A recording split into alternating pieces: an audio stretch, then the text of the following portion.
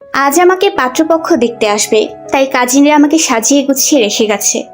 আর আমিও সেইভাবেই বসে আছি। শুনেছি পাত্র নাকি আমার বাবার বন্ধুর ছেলে। কোনো এককালে আমার বাবা আর ছেলের বাবা অনেক ভালো বন্ধু ছিল। গ্রামে একই সাথে পড়াশোনা করেছে, কিন্তু ওরা গ্রামের ধনী ফ্যামিলি হয় শহরে গিয়ে টপ বিজনেসম্যানদের মধ্যে নিজেদের নাম লেখেন। আর বাবা গ্রামের টপ কৃষকদের মধ্যে একজন হয়ে পরিচিত হন।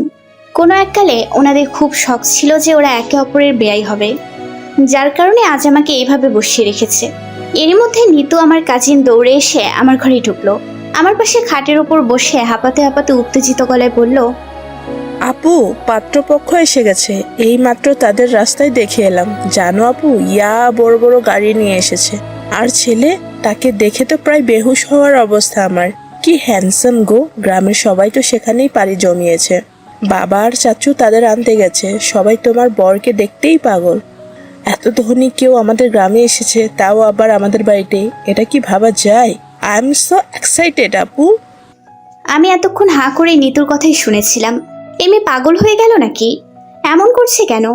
আর ওরা যদি এত ধনী আর হ্যান্ডসামই হয়, তবে ওরা আমাকে ওনাদের বাড়ির বউ করবে কেন? নিতুর কথা শুনে তো আমার মনে হলো নিশ্চিত আমাদের বাড়ির সবার মান সম্মান হারাতে হবে তাদের সামনে। তখনই বাড়ির লোকজনদের কোলাহল শোনা গেল। আপু, ওরা বুঝি চলে এলো? আমি গেলাম ওদের দেখতে, তুমি এখানেই বসে থাকো। বলেই নিতু এক দৌড়ে বাইরের কোলাহল শুনে মনে হচ্ছে তারা বাড়ির ভিতরে ঢুকে পড়েছে। আর এত চেঁচামেচি মনে হচ্ছে পুরো গ্রাম ভেঙে এসেছে। হয়তো কোনো এক এলিয়েন এসেছে, তাকে দেখতেই হবে, না দেখলে চলে না এদের। উফ, এরা পারেও বটে সত্যি। শব্দ শুনে মনে হলো ওদের সবাইকে আমার পাশের ঘরটাতেই বসানো হয়েছে। আসলে টিনের বাড়ি তো, তাই এ ঘর ও ঘরের পার্থক্য শুধুমাত্র একটা টিনের বেড়া। ওরা নিজেদের মধ্যেই কথা বলছে। ওরা কথা বলুক, এর মধ্যে আমি আমার পরিচয়টা দিয়ে দেই। আমি মোনালিকা সুলতানা, সবাই মোনালিকা নামেই ডাকে। আমি ছোট্ট মফস্বল গ্রামের মেয়ে, খুবই সাধারণ মেয়ে। আমার উচ্চতা 5 ফিট 1, আর আমার ওয়েট 60 কেজি। এটাই ভাবছেন তো আমি আমার ওজন কেন বললাম কারণ আমি অন্য মেয়েদের মতো না। আমি একটু মোটা। আমি মোটা বলে স্কুল লাইফে অনেক কথাই শুনতে হয়েছিল আমায়। সবার হাসির পাত্রী ছিলাম আমি। তাদের খোঁটা শুনে আমি সিদ্ধান্ত নিয়েছিলাম যে আমি তাদের দেখিয়ে দেব আমি কোনো কিছুতেই তাদের থেকে কম নই। তাই মন দিয়ে পড়াশোনা করেছি। স্টাডি শেষ করার পর অনেক কষ্টে আমি একটা জব পাই ঢাকার এক বড় কোম্পানিতে। কোম্পানিটা অনেক ভালো, যার কারণে চাকরিটা হাতছাড়া হতে দিতে পারিনি। বাবা খুব স্বাধীন মনের মানুষ, তাই বাবাকে একটু জেদ দেখাতে উনি আমাকে গ্রাম ছেড়ে শহরে যাওয়ার পারমিশন দেন। ঢাকায় এক ফুপুর বাড়িতে থেকে আমি জবটা করছি। প্রায় 1 বছর ধরে জবটা করছি আমি। এই বছর আমাদের কোম্পানি বিজনেস অব দ্য ইয়ারে অ্যাওয়ার্ড পেয়েছে। খুবই ভালো ছিলাম। তারই মাঝে বাবা আমাকে ফোন করে বাড়িতে আসতে বলে। এসে এখানে ফেসে গেছি। সাজিয়ে গুজিয়ে বসিয়ে দিয়েছে। কিছুক্ষণ পর আমার চাচি আর পাশের বাড়ির এক বড় আম্মু এসে আমাকে ওনাদের সামনে নিয়ে গেল। আমাকে একটা চেয়ারে বসতে দেওয়া হলো। আমি মাথা নিচু করে ওনাদের সামনে বসে আছি। আমাদের ঘিরে অনেকেই দাঁড়িয়ে আছে। ওনারা আমাকে একের পর এক প্রশ্ন করছে, আর ওনাদের প্রশ্নে আমার হার্টবিট বাড়ছে। এমন সময় ছেলের বাবা বলে উঠল, আমার ছেলে নিজের তাগিদে 4 বছর কঠোর পরিশ্রম করে খান ইন্ডাস্ট্রিজের চেয়ারম্যান আর এমডি হয়ে নিজের বিজনেস সামলাচ্ছে। এমন দায়িত্ববান ছেলে তোরা খুব কমই পাবি রে রায়হান। আমি ওনার মুখে মুখে খান ইন্ডাস্ট্রিজের নাম শুনে চমকে যাই। খান ইন্ডাস্ট্রিজের এমডি মানে? আমি বিস্ময় ভরা চোখে পাত্রের দিকে তাকালাম। ছেলেকে দেখে আমার চোখ রসগোল্লা হয়ে গেল। 6 ফুট লম্বায়, ফিট বডি, গায়ের রং ফর্সা, আর মুখে চাপদাড়ি। একরাশ বিরক্তি ভাব নিয়ে আমার সামনে বসে থাকা ছেলেটাকে দেখে আমার মুখ থেকে অস্ফুট কণ্ঠে বেরিয়ে এলো, আশিক স্যার। আমার মুখে স্যার ডাক শুনে সবাই আমার দিকে অবাক দৃষ্টিতে তাকালো। আমি সবার দিকে ফ্যালফ্যাল চোখে তাকালাম। মোনালিকা মা, তুমি আশিককে চেনো? অবাক হয়ে প্রশ্ন করলেন স্যারের মা আয়না খান। আমি ওনার দিকে তাকিয়ে মাথা ওপর নিচ করে সায় দিলাম। আশিক, তুই চিনিস মোনালিকাকে? স্যারের বাবা মিরাজ খান স্যারকে উদ্দেশ্য করে বললেন, না চেনার কি আছে, আমার অফিসের স্টাফকে আমি তো চিনবই, এতে অবাক হওয়ার কি আছে? একরাশ বিরক্তি নিয়ে বললেন স্যার। তোর অফিসের স্টাফ মানে? মোনালিকা তোর কোম্পানিতে জব করে? আর এই কথাটা তুই আমাদের এতক্ষণ বললি না কেন? অবাক হয়ে মিরাজ খান বললেন, বলার প্রয়োজন মনে করিনি, তাই এতক্ষণ বলিনি। তা এটা তো আরো ভালোই হয়েছে, ছেলে মেয়ে দুজন দুজনকে চেনে। এর থেকে ভালো আর কি হতে পারে? কি বলিস রায়হান? মিরাজ খান বাবাকে উদ্দেশ্য করে বলল, হ্যাঁ, সেটাই তো দেখছি। দুইজন দুজনকে চিনলেই ভালো, আমাদের আর কি করা। অবাক হয়ে এই কথাটা বললেন বাবা। ওরা আবার ওদের কথায় মগ্ন হয়ে গেল। বাবা আর মিরাজ আঙ্কেলের কথা শুনে মনে হচ্ছে তারা কতকালের একে অপরের ভালো বন্ধু। কিন্তু আমি আছি আমার জ্বালায়। বিয়েটা যে হবে না এটা আমি নিশ্চিত। বিয়ে নিয়ে আমার কোনো মাথা ব্যথা নেই। আমার সব ব্যথা আমার চাকরিটাকে নিয়ে। এত একটা ভালো চাকরি আমার হাতছাড়া হয়ে যাচ্ছে। বাবা আর কাউকেই পেল না, সরাসরি আমার বসকে আমার সামনে বসিয়ে দিল। এখন কি হবে? লজ্জায় পুরো মাথা হেট হয়ে যাচ্ছে। যাকে বিয়ে করার জন্য মিসেস ওয়াল্টারা লাইন লাগিয়ে আছে উনি আমায় বিয়ে করবেন? এটা একেবারে ইম্পসিবল। ওনার মুখ দেখে বোঝা যাচ্ছে যে উনি এত কিছুতে কতটা বিরক্তি বোধ করছেন। আচ্ছা, এটা কি শুধু আমিই দেখতে পাচ্ছি? অন্য কারোর চোখে কি ওনার বিরক্তি ভাবটা পড়ছে না? উফ, উনি যদি বিয়েতে না বলে চলে যান, আমার মান সম্মান প্লাস্টিক। কোন মুখে আমি গিয়ে ওনার সামনে দাঁড়াবো? নিজের সম্মান রক্ষাতে চাকরিটাও আমাকে ছাড়তে হবে। চাকরি ছাড়ার কথা মাথায় আসতেই আমার কান্না চলে আসছে। জোরে জোরে কাঁদতে ইচ্ছে হচ্ছে। কিন্তু এরা আমার ভাবনায় জল ঢেলে দিয়ে বিয়েতে রাজি হয়ে বিয়ের ডেট পর্যন্ত ফিক্সড করে চলে গেলেন। এটা কি হলো? আমার যেন বিশ্বাসই হচ্ছে না যে ওরা বিয়েতে রাজি হয়েছে। বিশেষ করে স্যারও তো কিছুই বললেন না। এটা কি হচ্ছে? আমার কেন জানি না মনে হচ্ছে উনি ওনার বাবার চাপে পড়ে বিয়েতে রাজি হয়েছেন। কোনো একটা সুযোগ পেলেই বিয়েটা ক্যান্সেল করতে দেরি করবেন না। অন্যদিকে আমাদের গ্রামের মানুষরা সবসময় সব দিক দিয়ে দুকদম এগিয়ে থাকে। এই বেলাও তাই হলো। পুরো গ্রামে রটে গেল যে আমি শহরে গিয়ে নিজের অফিসের বসকেই ফাঁসিয়ে বিয়ে করছি। না হলে এত বড় ধাঁচের মানুষ আমাকে বিয়ে করতে কেন রাজি হবেন? এই কথা শুনে বাবা আমাকে এক কথায় বলে দিয়েছেন আমি যেন বিয়ের আগে আর অফিসে না যাই। বিয়ের পর ওরা চাইলে জব করবো, নয়তো নয়। আমার কি করার? মন খারাপ করে বাড়িতেই পড়ে রইলাম। আজ 3 দিন ধরে বাড়িতে বসে আছি। কিন্তু বসে বসে না আমি আরো বেশি মোটা হয়ে যাই। কিন্তু কি আর করার? বসে বসে না এখন হানিবানিকে গোলমাল দেখাচ্ছে না, আমার আর কোনো কাজ নেই। আজও বসে বসে হানিবানি দেখছি আর হেসে হেসে গড়িয়ে পড়ছি। ঠিক তখনই আমার ফোন বেজে উঠল। ফোন হাতে নিয়ে দেখি আননোন নাম্বার। কিছু না ভেবেই ফোনটা রিসিভ করলাম। হ্যালো, আসসালামু আলাইকুম। কে বলছেন? আপনি অফিসে আসছেন না কেন, মিস মোনালিকা? গলা শুনে আমি লাফিয়ে উঠলাম। এটা তো স্যারের গলা। স্যার আমাকে ফোন করেছে? ভাবতেই অবাক লাগছে। স্যার, আপনি আমাকে ফোন করেছেন? কেন, কোনো প্রবলেম আপনার? আপনি অফিসে 3 দিন ধরে আসছেন না, ছুটি নিয়েছিলেন? খিটখিটে গলায় বললেন স্যার। না আসলে স্যার। এটা আপনার মামার বাড়ি। যখন ইচ্ছে হবে আসবেন, আর যখন ইচ্ছে হবে আসবেন না। না মানে স্যার। কালকের মধ্যে আমি আপনাকে অফিসে দেখতে চাই। Got it? Yes sir. সাথে সাথে ওপাশ থেকে ফোনটা কাটার শব্দ পেলাম। আমি অবাক, কারণ স্যার আমাকে নিজে থেকে ফোন করেছে। অফিসের কোনো স্টাফ অফিসে না এলে তাকে স্যারের পিএর অফিসের কন্ট্যাক্ট নাম্বার দিয়ে ফোন করে খবরাখবর নেয়। তাহলে আজ হঠাৎ স্যার আমাকে নিজে থেকে ফোন করলেন কেন? আর আমি যে 3 দিন অফিসে যাইনি এটাও স্যার খেয়াল করেছেন। আচ্ছা, স্যার কি আমাকে কিছু বলতে চান, যার কারণে আমায় উনি এতদিন খুঁজেছেন? কি বলতে চান? বিয়ে ভাঙার কথা? এই কথাটা বললে হয়তো আমি এতটাও অবাক হব না। সে যাই হোক না কেন, এখন আমি বের হলাম বাবার উদ্দেশ্যে। বাবাকে এই সুখবরটা দিতে হবে তো। বাবাকে অনেক বুঝিয়ে রাতের গাড়িতেই ঢাকা চলে এলাম। সকাল 7টায় বাস কমলাতলি এসে থামলো। আমি বাস স্ট্যান্ড থেকে সোজা অফিসের দিকে রওনা হলাম, কারণ এখন ফুপুর বাড়ি যাওয়ার সময় নেই। অফিসে দেরি হয়ে যাবে। আর ভাববেন না যে সারা রাত জার্নি করে এখন কিভাবে অফিস করব। আমার সমস্যা হবে না, কারণ আমি বাসেও আরামে ঘুমিয়েছি। বাস স্ট্যান্ড থেকে অফিসে পৌঁছাতে 1 ঘন্টা সময় লাগলো।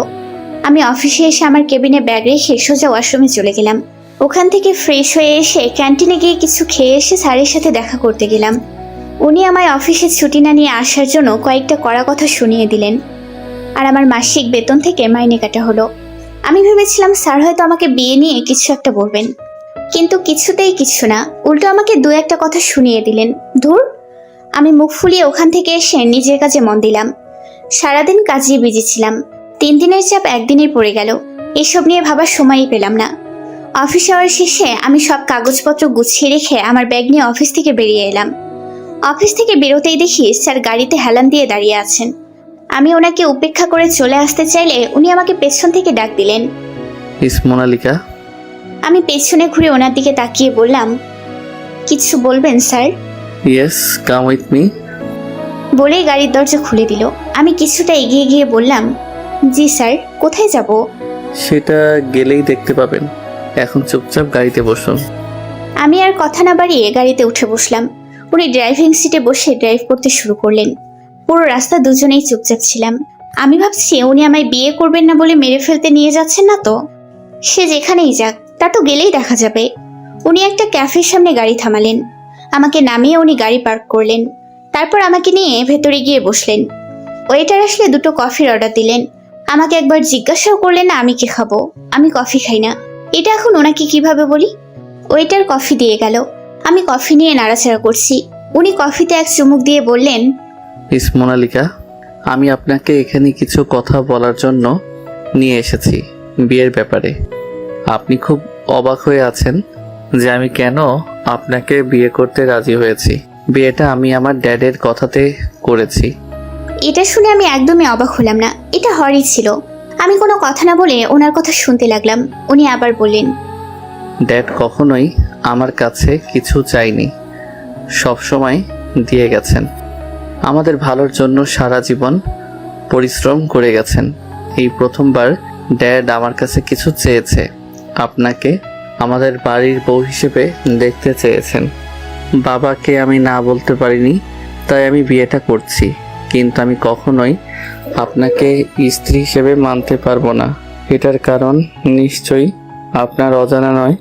এই বিয়েতে সমাজের সামনে আমরা স্বামী স্ত্রী হলেও আপনার আর আমার মাঝের সম্পর্ক শুধু একজন পরিচিত মানুষ হয়েই থাকবে। আপনি বুঝতে পারছেন তো আমি কি বলছি?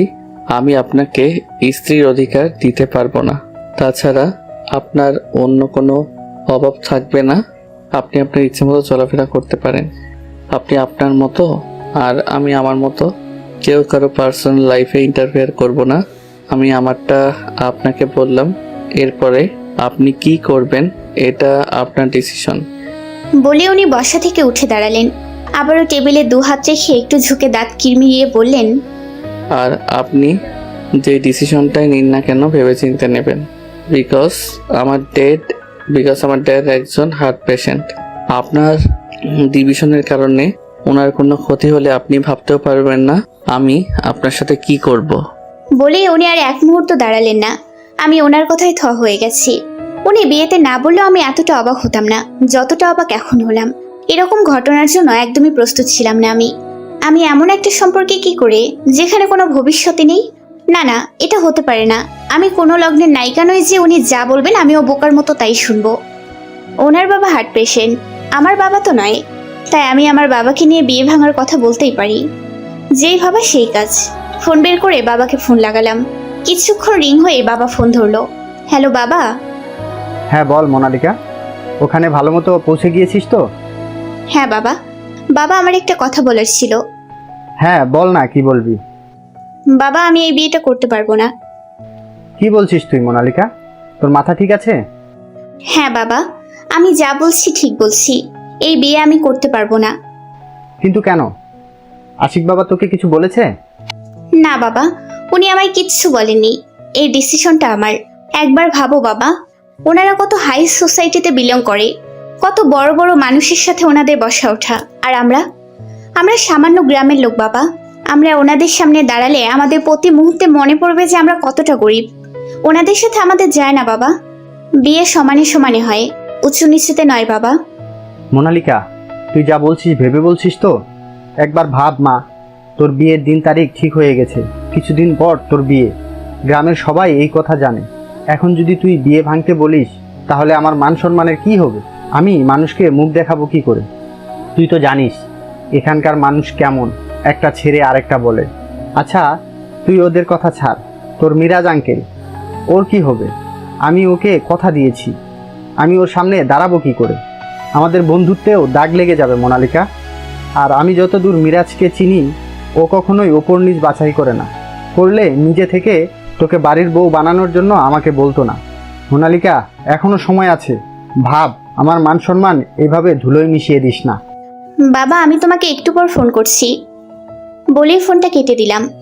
এটা কি করেছিলাম আমি এটা কেন ভাবিনি যে এই বিয়েটার সাথে আমার মা বাবার সম্মানও জড়িয়ে আছে? এই বিয়েটা ভাঙলে যে আমার বাবার এত বছরের বন্ধুত্বটাও ভেঙে যাবে। স্যার যদি ওনার বাবার জন্য আমার মতো একটা মেয়েকে বিয়ে করতে রাজি হতে পারে, তবে আমি কেন পারবো না? ভাগ্য আমাকে যেদিকে নিয়ে যাবে আমাকেও সেদিকেই যেতে হবে। সব ভাগ্যের ওপর ছেড়ে দিয়ে ব্যাগ কাঁধে নিয়ে ক্যাফে থেকে বেরিয়ে এলাম। পরের দিন ফোন করে বাবাকে বিয়ের আয়োজন করতে বললাম। এইভাবেই দিন কাটতে লাগলো আমার। আজ আমার বিয়ে। স্যারের বাড়ি থেকে আমার সাজগোজের সব জিনিস পাঠানো হয়েছে। এগুলো দিয়ে আমাকে সাজানো হলো। আমি এমনিই তো একটু মোটা, তার উপর এরকম ওজনের লেহেঙ্গা আর ভারী গহনা পরে আমি তো কাহিল। না পারছি কিছু বলতে, না পারছি সইতে। রাত 8টায় স্যারেরা এলেন। বরযাত্রীতে শুধু আঙ্কেল, আন্টি, স্যার আর ওনার ছোট ভাই রেহান এসেছে। ওনারা কিছুক্ষণ গল্প করে খাওয়া দাওয়া করে নিল। এখন আমার বিয়ে পড়ানো হচ্ছে। কবুল বলার সময় অনেক ধরনের চিন্তাভাবনা মাথায় জেঁকে বসেছিল। সবটাকে ছুঁড়ে ফেলে কবুল বললাম। রেজিস্ট্রির খাতায় সাইন করার সময় দেখলাম স্যার সাইন করে দিয়েছেন। এবার আমার পালা। কাঁপা কাঁপা হাতে সাইন করলাম। আমাদের বিয়ে সম্পূর্ণ হলো। আমি সম্পূর্ণভাবে ওনার স্ত্রী হলাম। অনেক দূরের রাস্তাতে বিয়ে পড়ানোর শেষেই বিদায় নিতে হলো। বিদায়ের সময় সবাইকে ছেড়ে আসতে অনেক কষ্ট হচ্ছিল, বুক ফেটে যাচ্ছিল। বরযাত্রীতে দুটো গাড়ি এসেছে। একটাতে আমার শ্বশুর, শাশুড়ি আর দেবর বসেছে, অন্যটাতে আমি আর উনি বসেছি। খুব কান্না পাচ্ছে। আমি এমন একটা জীবনের দিকে এগোচ্ছি যার কোনো ভবিষ্যৎ নেই। যার হাত ধরে যাচ্ছি সে যে কোনো সময় মাঝপথে আমার হাত ছেড়ে দিতে পারে। তখন কি করব আমি? এই যে এখন কাঁদছি, এখন তো আমার কেউ নেই যে আমার মাথায় হাত রেখে আমায় সান্ত্বনা দেবে। আপন সবাইকে যে পেছনে ফেলে চলে যাচ্ছি, আর যাকে আপন ভেবে যাচ্ছি সেও তো আমার সবচেয়ে বড় পর। আর ভাবতে হলো না, কারণ উনি আমার দিকে একটা টিস্যু এগিয়ে দিলেন। আমি ওনার দিকে একবার ছলছল চোখে তাকিয়ে টিস্যুটা হাতে নিলাম। না, যতটাও খারাপ ভেবেছিলাম ততটাও খারাপ নয়। গাড়িতে কাঁদতে কাঁদতে কখন যে ঘুমিয়ে পড়েছি বুঝতেই পারিনি। ভোরে যখন ঘুম ভাঙলো তখন কারোর ডাক শুনতে পেলাম। পাশে তাকিয়ে দেখি উনি নেই। গাড়ির জানালার কাছে এসে আমার শাশুড়ি মা আমায় ডাকছেন। আমি ওনার কথায় সায় দিয়ে গাড়ি থেকে নামলাম। উনি আমায় নিয়ে সামনে এগোতে লাগলেন। আমি সামনের দিকে তাকাতেই অবাক। এ তো এক রাজপ্রাসাদের থেকে কম নয়। এত বড় বাড়ি এই প্রথম দেখলাম আমি। আর বাড়ি এত সুন্দর করে সাজিয়েছে যে আমি দেখে হা হয়ে গেছি। মা আমাকে নিয়ে বাড়ির ভেতরে গেলেন। ভেতরে গিয়ে আমি আরো অবাক। মনে হয় আমি কোনো স্বপ্নপুরীতে আছি। এত সুন্দর করে ডেকোরেট করা হয়েছে। আর বাড়ি ভর্তি লোকজন। এরা কেউ বরযাত্রী যায়নি, কারণ অনেক দূরের রাস্তা। আমাদের দেখেই সবাই এগিয়ে এলো। আমি আর চোখে দেখলাম স্যার সোফার ওপর বসে আছেন। আমাকেও সেখানে নিয়ে গিয়ে বসানো হলো। এরই মধ্যে ওনারা আমাদের ঘিরে ধরলো। নানা ধরনের কথা বলতে লাগলো। বিয়ের বাকি নিয়মগুলো পালন করতে করতে প্রায় সকাল হয়ে গেছে। সব নিয়ম শেষে উনি উঠে চলে গেলেন। যাওয়ার সময় ওনার রুমে ব্রেকফাস্ট পাঠিয়ে দিতে বললেন। অন্যদিকে আমাকে ওনার কাজিনরা সবাই ঘিরে রেখেছে। কথা বলছে, হাসাহাসি করছে। আমিও কখনো কখনো ওদের সাথে তাল মেলালাম। ওদের কথায় বুঝতে পারলাম ওরা সবাই স্যারকে কত ভয় পায়। প্রায় 8টা বাজে। তখন স্যার ওপর থেকে নিচে এসে বললেন, মম, আমি অফিসে যাচ্ছি। ওনার কথা শুনে সবাই হা করে ওনার দিকে তাকালো। মা অবাক হয়ে বললেন, অফিসে যাবি মানে? কালই তোর বিয়ে হলো আর আজ তুই নতুন বউকে একা রেখে অফিসে যাবি? বাবা সোফায় বসতে বসতে বললেন, আহা, বাধা দিচ্ছ কেন? যাক না অফিসে। বিয়ে হয়েছে তো কি হয়েছে? বউ তো আর পালিয়ে যাবে না। এমনি কাল অফিসে যায়নি, অনেক কাজ পড়ে আছে হয়তো। আজও অফিসে না গেলে তো ওর উপর অনেক চাপ পড়ে যাবে। আর এমনিতেই এখানে তো আর কোনো কাজ নেই। ও বাড়িতে থাকলেও দেখবে ল্যাপটপ নিয়ে ঘরে বসে পড়েছে। তার থেকে বরং ও অফিসেই যাক, বিকেলের ফাংশন অ্যাটেন্ড করবে। সেটাই কর। বাপ ছেলে দুজনেই এক। বাবাও তো আর কম নয়। নিজের বাসর রাতে অফিসে মিটিং করতে চলে গেছিলেন, তার ছেলে আবার কেমন হবে? মায়ের এই কথা শুনে সবাই উচ্চস্বরে হাসতে লাগলো। রেহান হাসতে হাসতে বলল, মা, তুমি একদম চিন্তা করো না। আমি কিন্তু মোটেও বাবার মতো হইনি। আমি বিয়ে করলে পরপর 1 মাস আমি কোনো কাজ ঘুরেও দেখবো না, প্রমিস। বলে আবার হাসতে লাগলো। আমিও হাসছি, শুধু একজন ছাড়া। ও গড, তোমরা এসব নাটক বন্ধ করবে। আমি অফিসে গেলাম, বিকেলে ফিরবো। বলেই চলে গেলেন উনি। আর আমি ওনার যাওয়া দেখতে লাগলাম। কিছুক্ষণ পর সবাই মিলে আমাকে ওনার ঘরে নিয়ে গেল। ওনার ঘর দেখে এবার আমার জ্ঞান হারানোর পালা। আমাদের গ্রামের বাড়ির 3টে ঘর মিলেও হয়তো এই ঘরের সমান হবে না। আর সব থেকে বড় ঘর, কত সুন্দর করে সাজানো। এসব কিছু বাদ দিয়ে আমার চোখ আটকে গেল বারান্দার দিকটায়। ঘর থেকে বারান্দাটা ভালোই দেখা যাচ্ছে। থাই গ্লাস ভেদ করে বারান্দার সৌন্দর্য সবটাই পরিষ্কার দেখতে পাচ্ছি। ওরা সবাই আমাকে ফ্রেশ হতে বলে চলে গেল। ফ্রেশ হতে বলল, কিন্তু পরবো কি আমি? কাপড় তো কিছুই আনা হয়নি। সামনে আলমারি দেখে আমি কিছু না ভেবেই আলমারি খুললাম। খুলে এবার আমার হা হওয়ার পালা। এই অর্ধেক শহরের কাপড় এখানে রাখা, শাড়ি, কামিজ, গোলজামা সব ধরনের কাপড় রাখা এখানে। আমি ওখান থেকে একটা লাল রঙের শাড়ি নিয়ে ওয়াশরুমে ঢুকে পড়লাম। একেবারে গোসল করে বেরিয়ে এলাম, দেখি মা দাঁড়িয়ে আছে। মোনালিকা মা, কাপড় পছন্দ হয়েছে তো তোমার? জি মা, না পছন্দ হওয়ার কি আছে?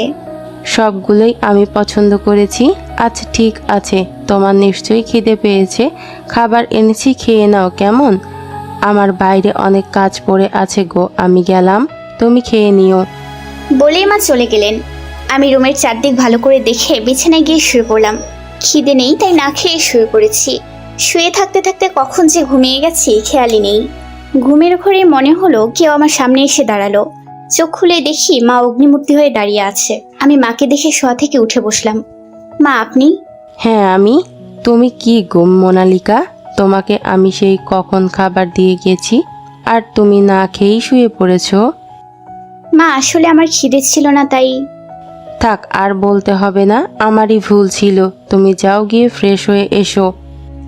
না মা আসলে। বললাম না যাও। মায়ের কথা শুনে আমি বাধ্য মেয়ের মতো গিয়ে ফ্রেশ হয়ে এলাম। মা আমাকে বিছানায় বসতে বলল, আমিও চুপচাপ বসে পড়লাম। তারপর মা নিজের হাতে ভাত মেখে আমায় খাইয়ে দিতে লাগলো। মায়ের এই ভালোবাসা দেখে আমার চোখ ছলছল করে উঠল। এক মাকে ছেড়ে এসে আরেক মাকে পেয়েছি। খাইয়ে দিতে দিতে মা কথা বলা শুরু করলো। কথা বলতে বলতে এক সময় বলল, আমার ছেলেটা একটু চুপচাপ থাকে ঠিকই, কিন্তু দেখো ও তোমাকে অনেক ভালোবাসবে। আমার ছেলের মতো ছেলে লাখে একটা পাওয়া যায়। ওকে নিজের ভালোবাসা দিয়ে আঁকড়ে রেখো মা, দেখবে তোমাদের সংসার সুখের সাগরে ভাসবে। আমি ওনার দিকে তাকিয়ে একটা সৌজন্যমূলক হাসি দিলাম। মা কত সরল মনের তা ওনার কথার মাধ্যমেই বোঝা যায়। মা ওনাকে ভালোবাসার কথা বলছেন, কিন্তু মা তো জানে না ওনার ছেলে বিয়ের আগেই ওনাকে না ভালোবাসার ডিল করে এসেছে আমার সাথে। মা আমাকে খাইয়ে দিয়ে কিছুক্ষণ কথা বলে চলে গেলেন। বিকেলে বউ ভাতের রিসেপশন করা হলো। উনিও ঠিক সময় মতো এসে অনুষ্ঠানে যোগ দিলেন। আমাকে সাজিয়ে গুজিয়ে স্টেজের ওপর ওনার পাশে বসানো হলো। সবাই আমাদের সাথে দেখা করে একটা সেলফি নিয়ে চলে যাচ্ছে। বাবাও এসেছিল, কিছুক্ষণ থেকেই চলে গেছেন। বিয়ের পরদিন বাবার বাড়ি যাওয়ার নিয়ম থাকলেও সেই নিয়ম পালন করা হলো না। সবাই সবার মতো কথা বলছে। গেস্টরা এদিক সেদিক যা কথা বলছে তার মধ্যে আমাকে নিয়ে ওদের তাচ্ছিলের হাসিটাই আমি বেশি শুনতে পাচ্ছি। এরকম বড় বাড়িতে আমার মতো মেয়ে বউ হয়ে এলে এরকম কথা সইতেই হবে। রাতে রিসেপশন শেষে আমাকে ওনার ঘরে নিয়ে আসা হলো। ঘরটা বাসর ঘরের মতো সাজানো হয়েছে, কিন্তু কিছুক্ষণ আগেও এই ডেকোরেটরটা ছিল না। আমাকে বেডের ওপর বসিয়ে রেখে সবাই চলে গেল। আমি ওনার আসার জন্য অপেক্ষা করলাম না, কারণ আমি জানি উনি আমার জন্য এই ঘরে আসবে না। তাই আমি কাবার থেকে একটা শাড়ি বের করে ওয়াশরুমে চলে গেলাম। ড্রেস চেঞ্জ করে এসে আমি বারান্দায় গেলাম। এই জায়গাটা সত্যিই খুব সুন্দর। থাই গ্লাস দিয়ে সবুজ পাতাগুলো বেয়ে নিচে নেমেছে। টবের মধ্যেও বিভিন্ন ধরনের ফুল রাখা, হয়তো নিয়মিত কেউ এগুলোর দেখভাল করে। আমি বারান্দার রেলিং ধরে দাঁড়ালাম, বাইরের শহরটাকে দেখতে লাগলাম। এই সম্পর্কটা কতদিনই বা টিকবে? একদিন না একদিন নিশ্চয়ই উনি আমার উপর বিরক্ত হয়ে যাবেন আর আমাদের এই সম্পর্ক থেকে মুক্তি পেতে চাইবেন। তখন আমার কি হবে? আমি কোথায় যাব? আমার সাথেই কেন এমনটা হতে হলো? এই কোলাহলপূর্ণ শহর একসময় নিস্তব্ধ হয়ে যাবে। আচ্ছা আমার জীবনটাও কি এই শহরের মতো একসময় নিস্তব্ধ হয়ে যাবে? কি জানি কি হবে। তবে যেটা হবে সে ভবিষ্যতে দেখা যাবে। এখন ওসব নিয়ে না ভাবলেও চলবে। আমি একটা দীর্ঘশ্বাস ফেলে বারান্দা থেকে রুমে এলাম।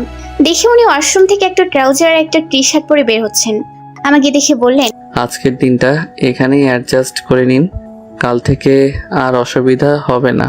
কাল মম ড্যাড চলে গেলে আপনি অন্য রুমে শিফট হতে পারবেন। ওনার কথা শুনে আমি শুধু মাথা নাড়লাম, আর কিছু বললাম না। শুনেছি মা বাবা নাকি এখানে থাকেন না, সিলেটে বাবার নিজস্ব বিজনেস থাকায় তারা ওখানেই থাকেন। বাবা অসুস্থ তাই মা ওনাকে একা ছাড়েন না। উনি আবার বললেন, আপনি বেডে শুয়ে পড়ুন, আমি সোফায় শুয়ে পড়ছি। আমার একটা কথা বলার ছিল আপনাকে। কি কথা? ভ্রুকুচকে বললেন উনি, আসলে আমি জবটা কন্টিনিউ করতে চাই, যদি আপনি পারমিশন দেন তো। এতে আমার পারমিশন নেওয়ার কি আছে? এটা আপনার লাইফ, আপনার ডিসিশন। তবে হ্যাঁ, অফিসের আমাদের বিয়ের ব্যাপারে জানতে না পারে। আমি চাই আমার পার্সোনাল লাইফের কারণে আমার প্রফেশনাল লাইফ নষ্ট হোক। ওনার কথা আমার বুকে সুই হয়ে বিঁধল। এমন কপাল আমার, নিজের স্বামীকেও স্বামী পরিচয় দেওয়ার অধিকার নেই।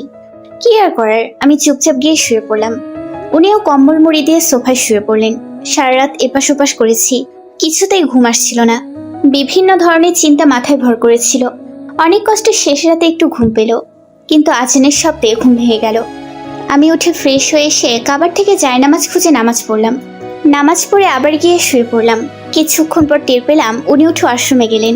ওখান থেকে বেরিয়ে রুম থেকে বেরিয়ে গেলেন। এত সকাল সকাল কোথায় গেলেন?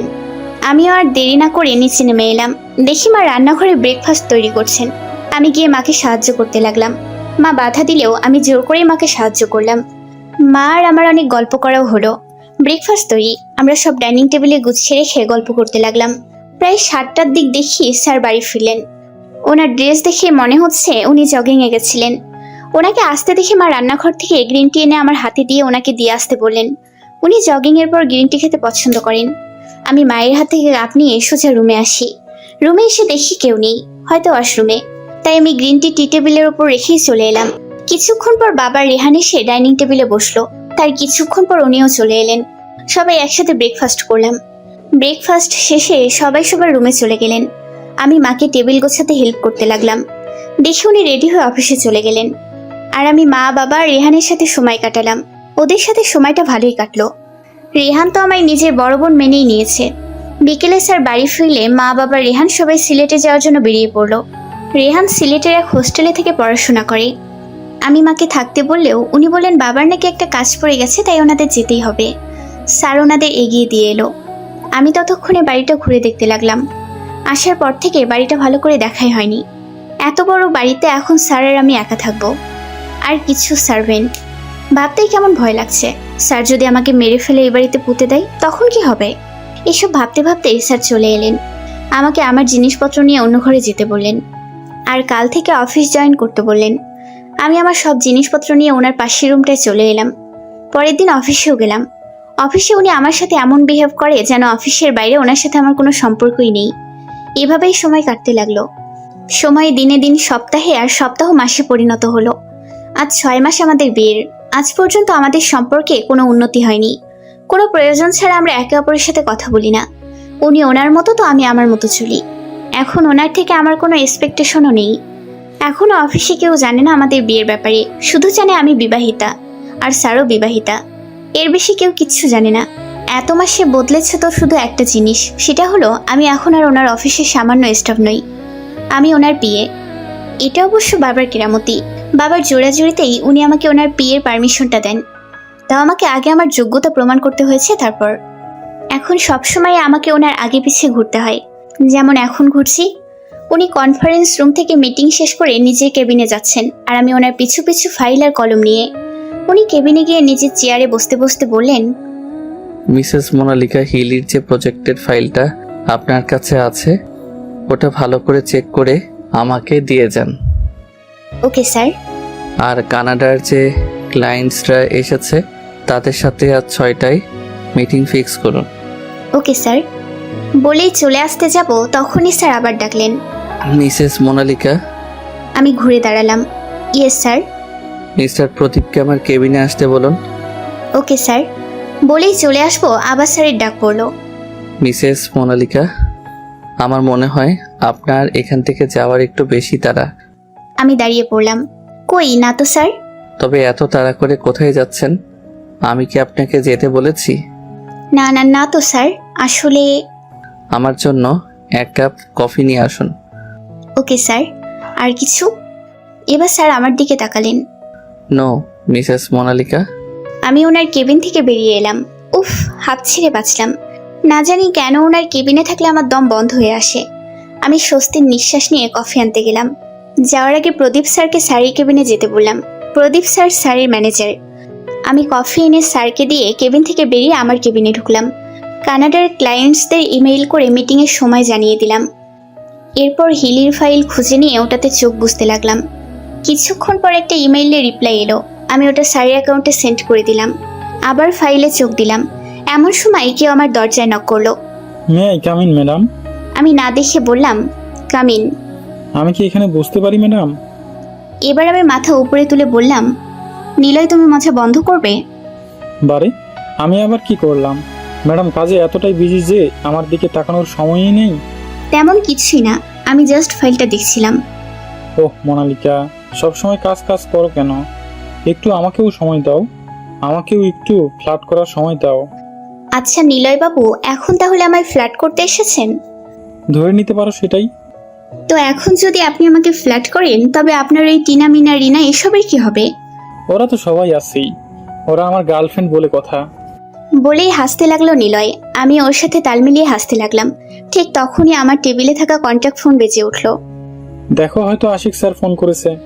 নিলয় ভুরু উঁচিয়ে বলল। আমি ওর কথায় মুচকি এসে ফোন ধরলাম। Hello, Monalika speaking. এক্ষুনি আমার কেবিনে আসুন। বলে আমাকে কিছু বলার সুযোগ না দিয়ে ফোন কেটে দিল। আমি নিলয়ের দিকে তাকালাম। নিশ্চয়ই স্যার তোমাকে নিজের কেবিনে ডাকছে, রাইট? আমি মাথা ঝাঁকালাম। আমি জানতাম এরকমই কিছু একটা হবে। আমি যখনই তোমার সাথে একটু কথা বলতে আসি অমনি স্যারের ডাক পড়ে। আমি নিশ্চিত আশিক স্যার আমার কোনো শত্রু ছিল, তাই এরকমটা করে। তবে চিন্তা করো না, আমিও আজ আটঘাট বেঁধেই মাঠে নেমেছি। আজ তো তোমার সাথে কথা বলেই এখান থেকে নড়বো, নইলে এক পাও কোথাও যাচ্ছি না। আমার সব কাজ শেষ, আর অফিস আওয়ারও শেষ হতে চললো। তুমি শুনে এসো স্যার কি বলে, তারপর এখানে বসে গল্প করব। তাড়াতাড়ি এসো কিন্তু, আমি অপেক্ষা করব। আজ আমি স্যারকে হার মানাবই। নিলয়ের কথা শুনে আমি অবাক। কি বলছো এসব? কি হলো, দাঁড়িয়ে আসো কেন ওভাবে? যাও, আমি এখানে ওয়েট করছি তোমার জন্য, জলদি এসো। আমিও বেরিয়ে পড়লাম স্যারের কেবিনের উদ্দেশ্যে। নিলয় আমার কলিগ, একসাথে কাজ করলেও আগে কখনো আমাদের কথা হয়নি। আজ 3 মাস হলো আমাদের বন্ধুত্ব হয়েছে। নিলয় খুব মজার মানুষ, ভালোই লাগে তার কথাগুলো। আমি স্যারের কেবিনে নক করলাম। May I come in sir? Come in. ল্যাপটপে চোখ রেখে বললেন উনি। আমি ভেতরে গেলে উনি বললেন, আপনাকে যে কাজটা দিয়েছিলাম ওটা হয়ে গেছে? না স্যার, আর অল্প কিছু কাজ বাকি আছে। বাকি আছে মানে কি? এটা কি অফিস নাকি আপনার ডেটিং প্লেস যে আপনি কাজ না করে ডেট করছেন? স্যার ঝাঁঝিয়ে বলে উঠলেন কথাগুলো। আমি ভয়ে কুঁকড়ে গেলাম। সরি স্যার, আমি এক্ষুনি ফাইলগুলো কমপ্লিট করছি বলে চলে আসবো, তখন উনি বলে উঠলেন। স্টপ। ওনার কথায় আমি ওখানেই দাঁড়িয়ে পড়ি। বাইরে কোথায় যাচ্ছেন? এখানে বসে নিজের কাজ কমপ্লিট করুন। বলেই স্যার উঠে দাঁড়ালেন। আমি ওনার দিকে তাকিয়ে বললাম, কিন্তু স্যার ফাইলটা তো আমার কেবিনে। আমাকে কি আপনার অন্ধ মনে হয়? না স্যার, তা কেন হবে? স্যার তাক থেকে একটা ফাইল বের করে আমার দিকে ছুঁড়ে মেরে বললেন, এই ফাইলটা কমপ্লিট করুন। অফিস আওয়ার শেষ হওয়ার আগে এই ফাইলটা আমার কমপ্লিট চাই। আমি ফাইলটা হাতে নিয়ে চুপচাপ গিয়ে সোফায় বসে পড়লাম। ইস, নিলয় হয়তো এখনো আমার জন্য অপেক্ষা করছে। ফোনটাও তো নিয়ে আসলাম না যে একটা টেক্সট করে বলে দেবো যে আমি যেতে পারবো না, যেন ও আমার জন্য অপেক্ষা না করে। উফ, বেচারা নিলয় না জানি কি করছে। আমি ফাইলের কাজ শেষ করে হাত ঘড়ির দিকে তাকিয়ে দেখলাম 5টা বাজে। 6টায় স্যারের সাথে মিটিংয়ে যেতে হবে ভাবতেই সামনে স্যারের টেবিলের দিকে তাকালাম। এ কি, স্যার কোথায়? স্যার কি তবে মিটিংয়ের উদ্দেশ্যে বেরিয়ে পড়েছে? ইস, ফাইলের দিকে মন দিতে গিয়ে মিটিংয়ের কথা মন থেকে বেরিয়ে গেছিল। দেরি হলে স্যার আমার 12টা বাজাবে। আমি তাড়াতাড়ি ফাইল স্যারের টেবিলে রেখে কেবিন থেকে বেরিয়ে নিজের কেবিনে গেলাম। ওখান থেকে আমার ব্যাগ নিয়ে অফিস থেকে বেরিয়ে এলাম। বাইরে বেরিয়ে দেখি স্যার গাড়ির সাথে হেলান দিয়ে দাঁড়িয়ে আছে, হয়তো আমার জন্য অপেক্ষা করছিলেন। আমাকে দেখিয়ে গিয়ে গাড়িতে বসলেন। আমিও চুপচাপ গিয়ে গাড়িতে বসে পড়লাম। স্যার একটা রেস্টুরেন্টের সামনে গাড়ি থামালেন। আমিও ওখানেই নেমে পড়ি। স্যার গাড়ি পার্ক করে এলে ওনার সাথে ভেতরে যাই। দেখি ক্লায়েন্টরা এসে গেছেন। স্যার ওদের সাথে হাত মিলিয়ে সৌজন্যমূলক কথা বলে মিটিং শুরু করলেন। কখনো কখনো আমিও স্যারের সাথে তাল মিলিয়ে প্রজেক্ট বিষয়ে ওনাদের কিছু বুঝিয়ে দিলাম। মিটিং শেষ করতে প্রায় 8টা বেজে গেল। আমরা ওখান থেকেই ডিনার করে বেরোলাম। আমি রেস্টুরেন্টের বাইরে এসে দাঁড়ালাম। স্যার গাড়ি আনতে গেলেন। এরই মাঝে হঠাৎ করে কোথায় থেকে নিলয় এসে আমার সামনে দাঁড়ালো। ম্যাডাম এখানে কি করছেন? স্যারের সাথে মিটিংয়ে এসেছি। তুমি? এটা কি তুমি ঠিক করলে মোনালিকা? কেন, আমি আবার কি করলাম? আমি তোমার জন্য কতক্ষণ ধরে ওয়েট করেছিলাম তোমার কেবিনে, কিন্তু তোমার আসার কোনো নামগন্ধই ছিল না। I am so sorry Niloy, সত্যি বলছি, কাজে আটকে গিয়েছিলাম। সেটাই, তুমি কাজে আটকে গেছিলে। তুমি জানো আমি তোমার জন্য কতক্ষণ অপেক্ষা করছিলাম। পরে যদি রিনা ফোন করে দেখা করার জন্য জোর না করতো তো আমি ওখানেই বসে থাকতাম। বসে তো আর থাকুনি, তাহলে এত প্যাচেলের মানে কি? কি বলছো তুমি মোনালিকা? প্রায় 1 ঘন্টা ধরে বসেছিলাম আমি। যখন দেখছি আমি আসছি না, তো এতক্ষণ অপেক্ষা করার তো কোনো মানে হয় না। বাই দ্য ওয়ে, তুমি এখানে কি করছো? ডিনার করতে এসেছি। একা একাই? এই নিলয় কখনো কোথাও একা একা গেছে? তো আজ কে এসেছে? রিনা, মিনা, টিনা? শিলা। শিলা আবার কে? নিউ পটাচ্ছে। আজ যদি পড়ে যায় তো কাল তোমার লাঞ্চ আমার পক্ষ থেকে। Wow, great. তো তোমার শিলা কোথায়? এদিকেই কোথাও একটা ফোনে কথা বলছে। ও, আমি দেখলাম স্যার গাড়ি নিয়ে আসছে, তাই নিলয়কে বললাম, okay Niloy, bye now, all the best for dinner. Thanks, bye. নিলয়ের থেকে বিদায় নিয়ে আমি রাস্তার ধারে এসে দাঁড়ালাম। কিন্তু এ কি, স্যারের গাড়ি আমাকে ক্রস করে চলে গেল। এটা কি হলো? আমাকে ছেড়ে গেলেন উনি? উনি আমাকে এই রাতে একা কি করে ছাড়লেন?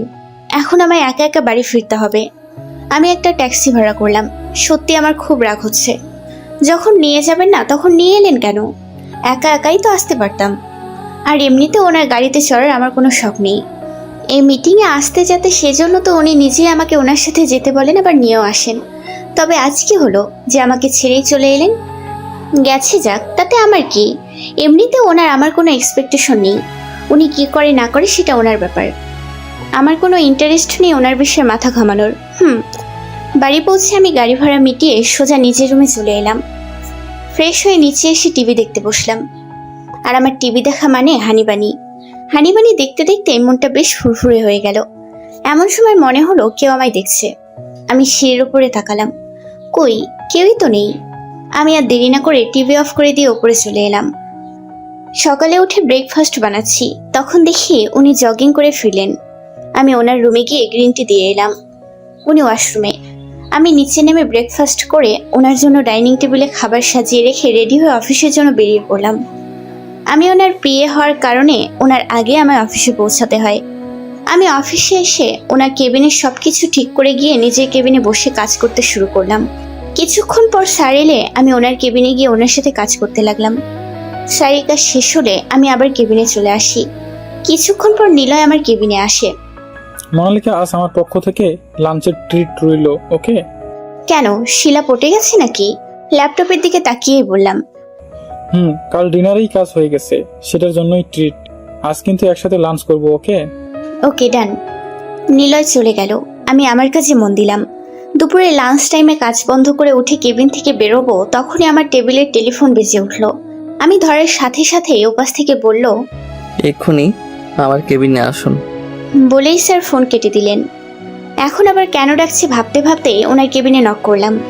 উনি ওনার টেবিলে একগাদা ফাইল দেখিয়ে বললেন, এই ফাইলগুলো নিন, আর সব ফাইল আজকের মধ্যেই কমপ্লিট করুন। ফাইলগুলো দেখে আমি টাসকি খেলাম। স্যার, এতগুলো ফাইল আজকের মধ্যে কি করে? আমি কোনো এক্সকিউজ শুনতে চাই না।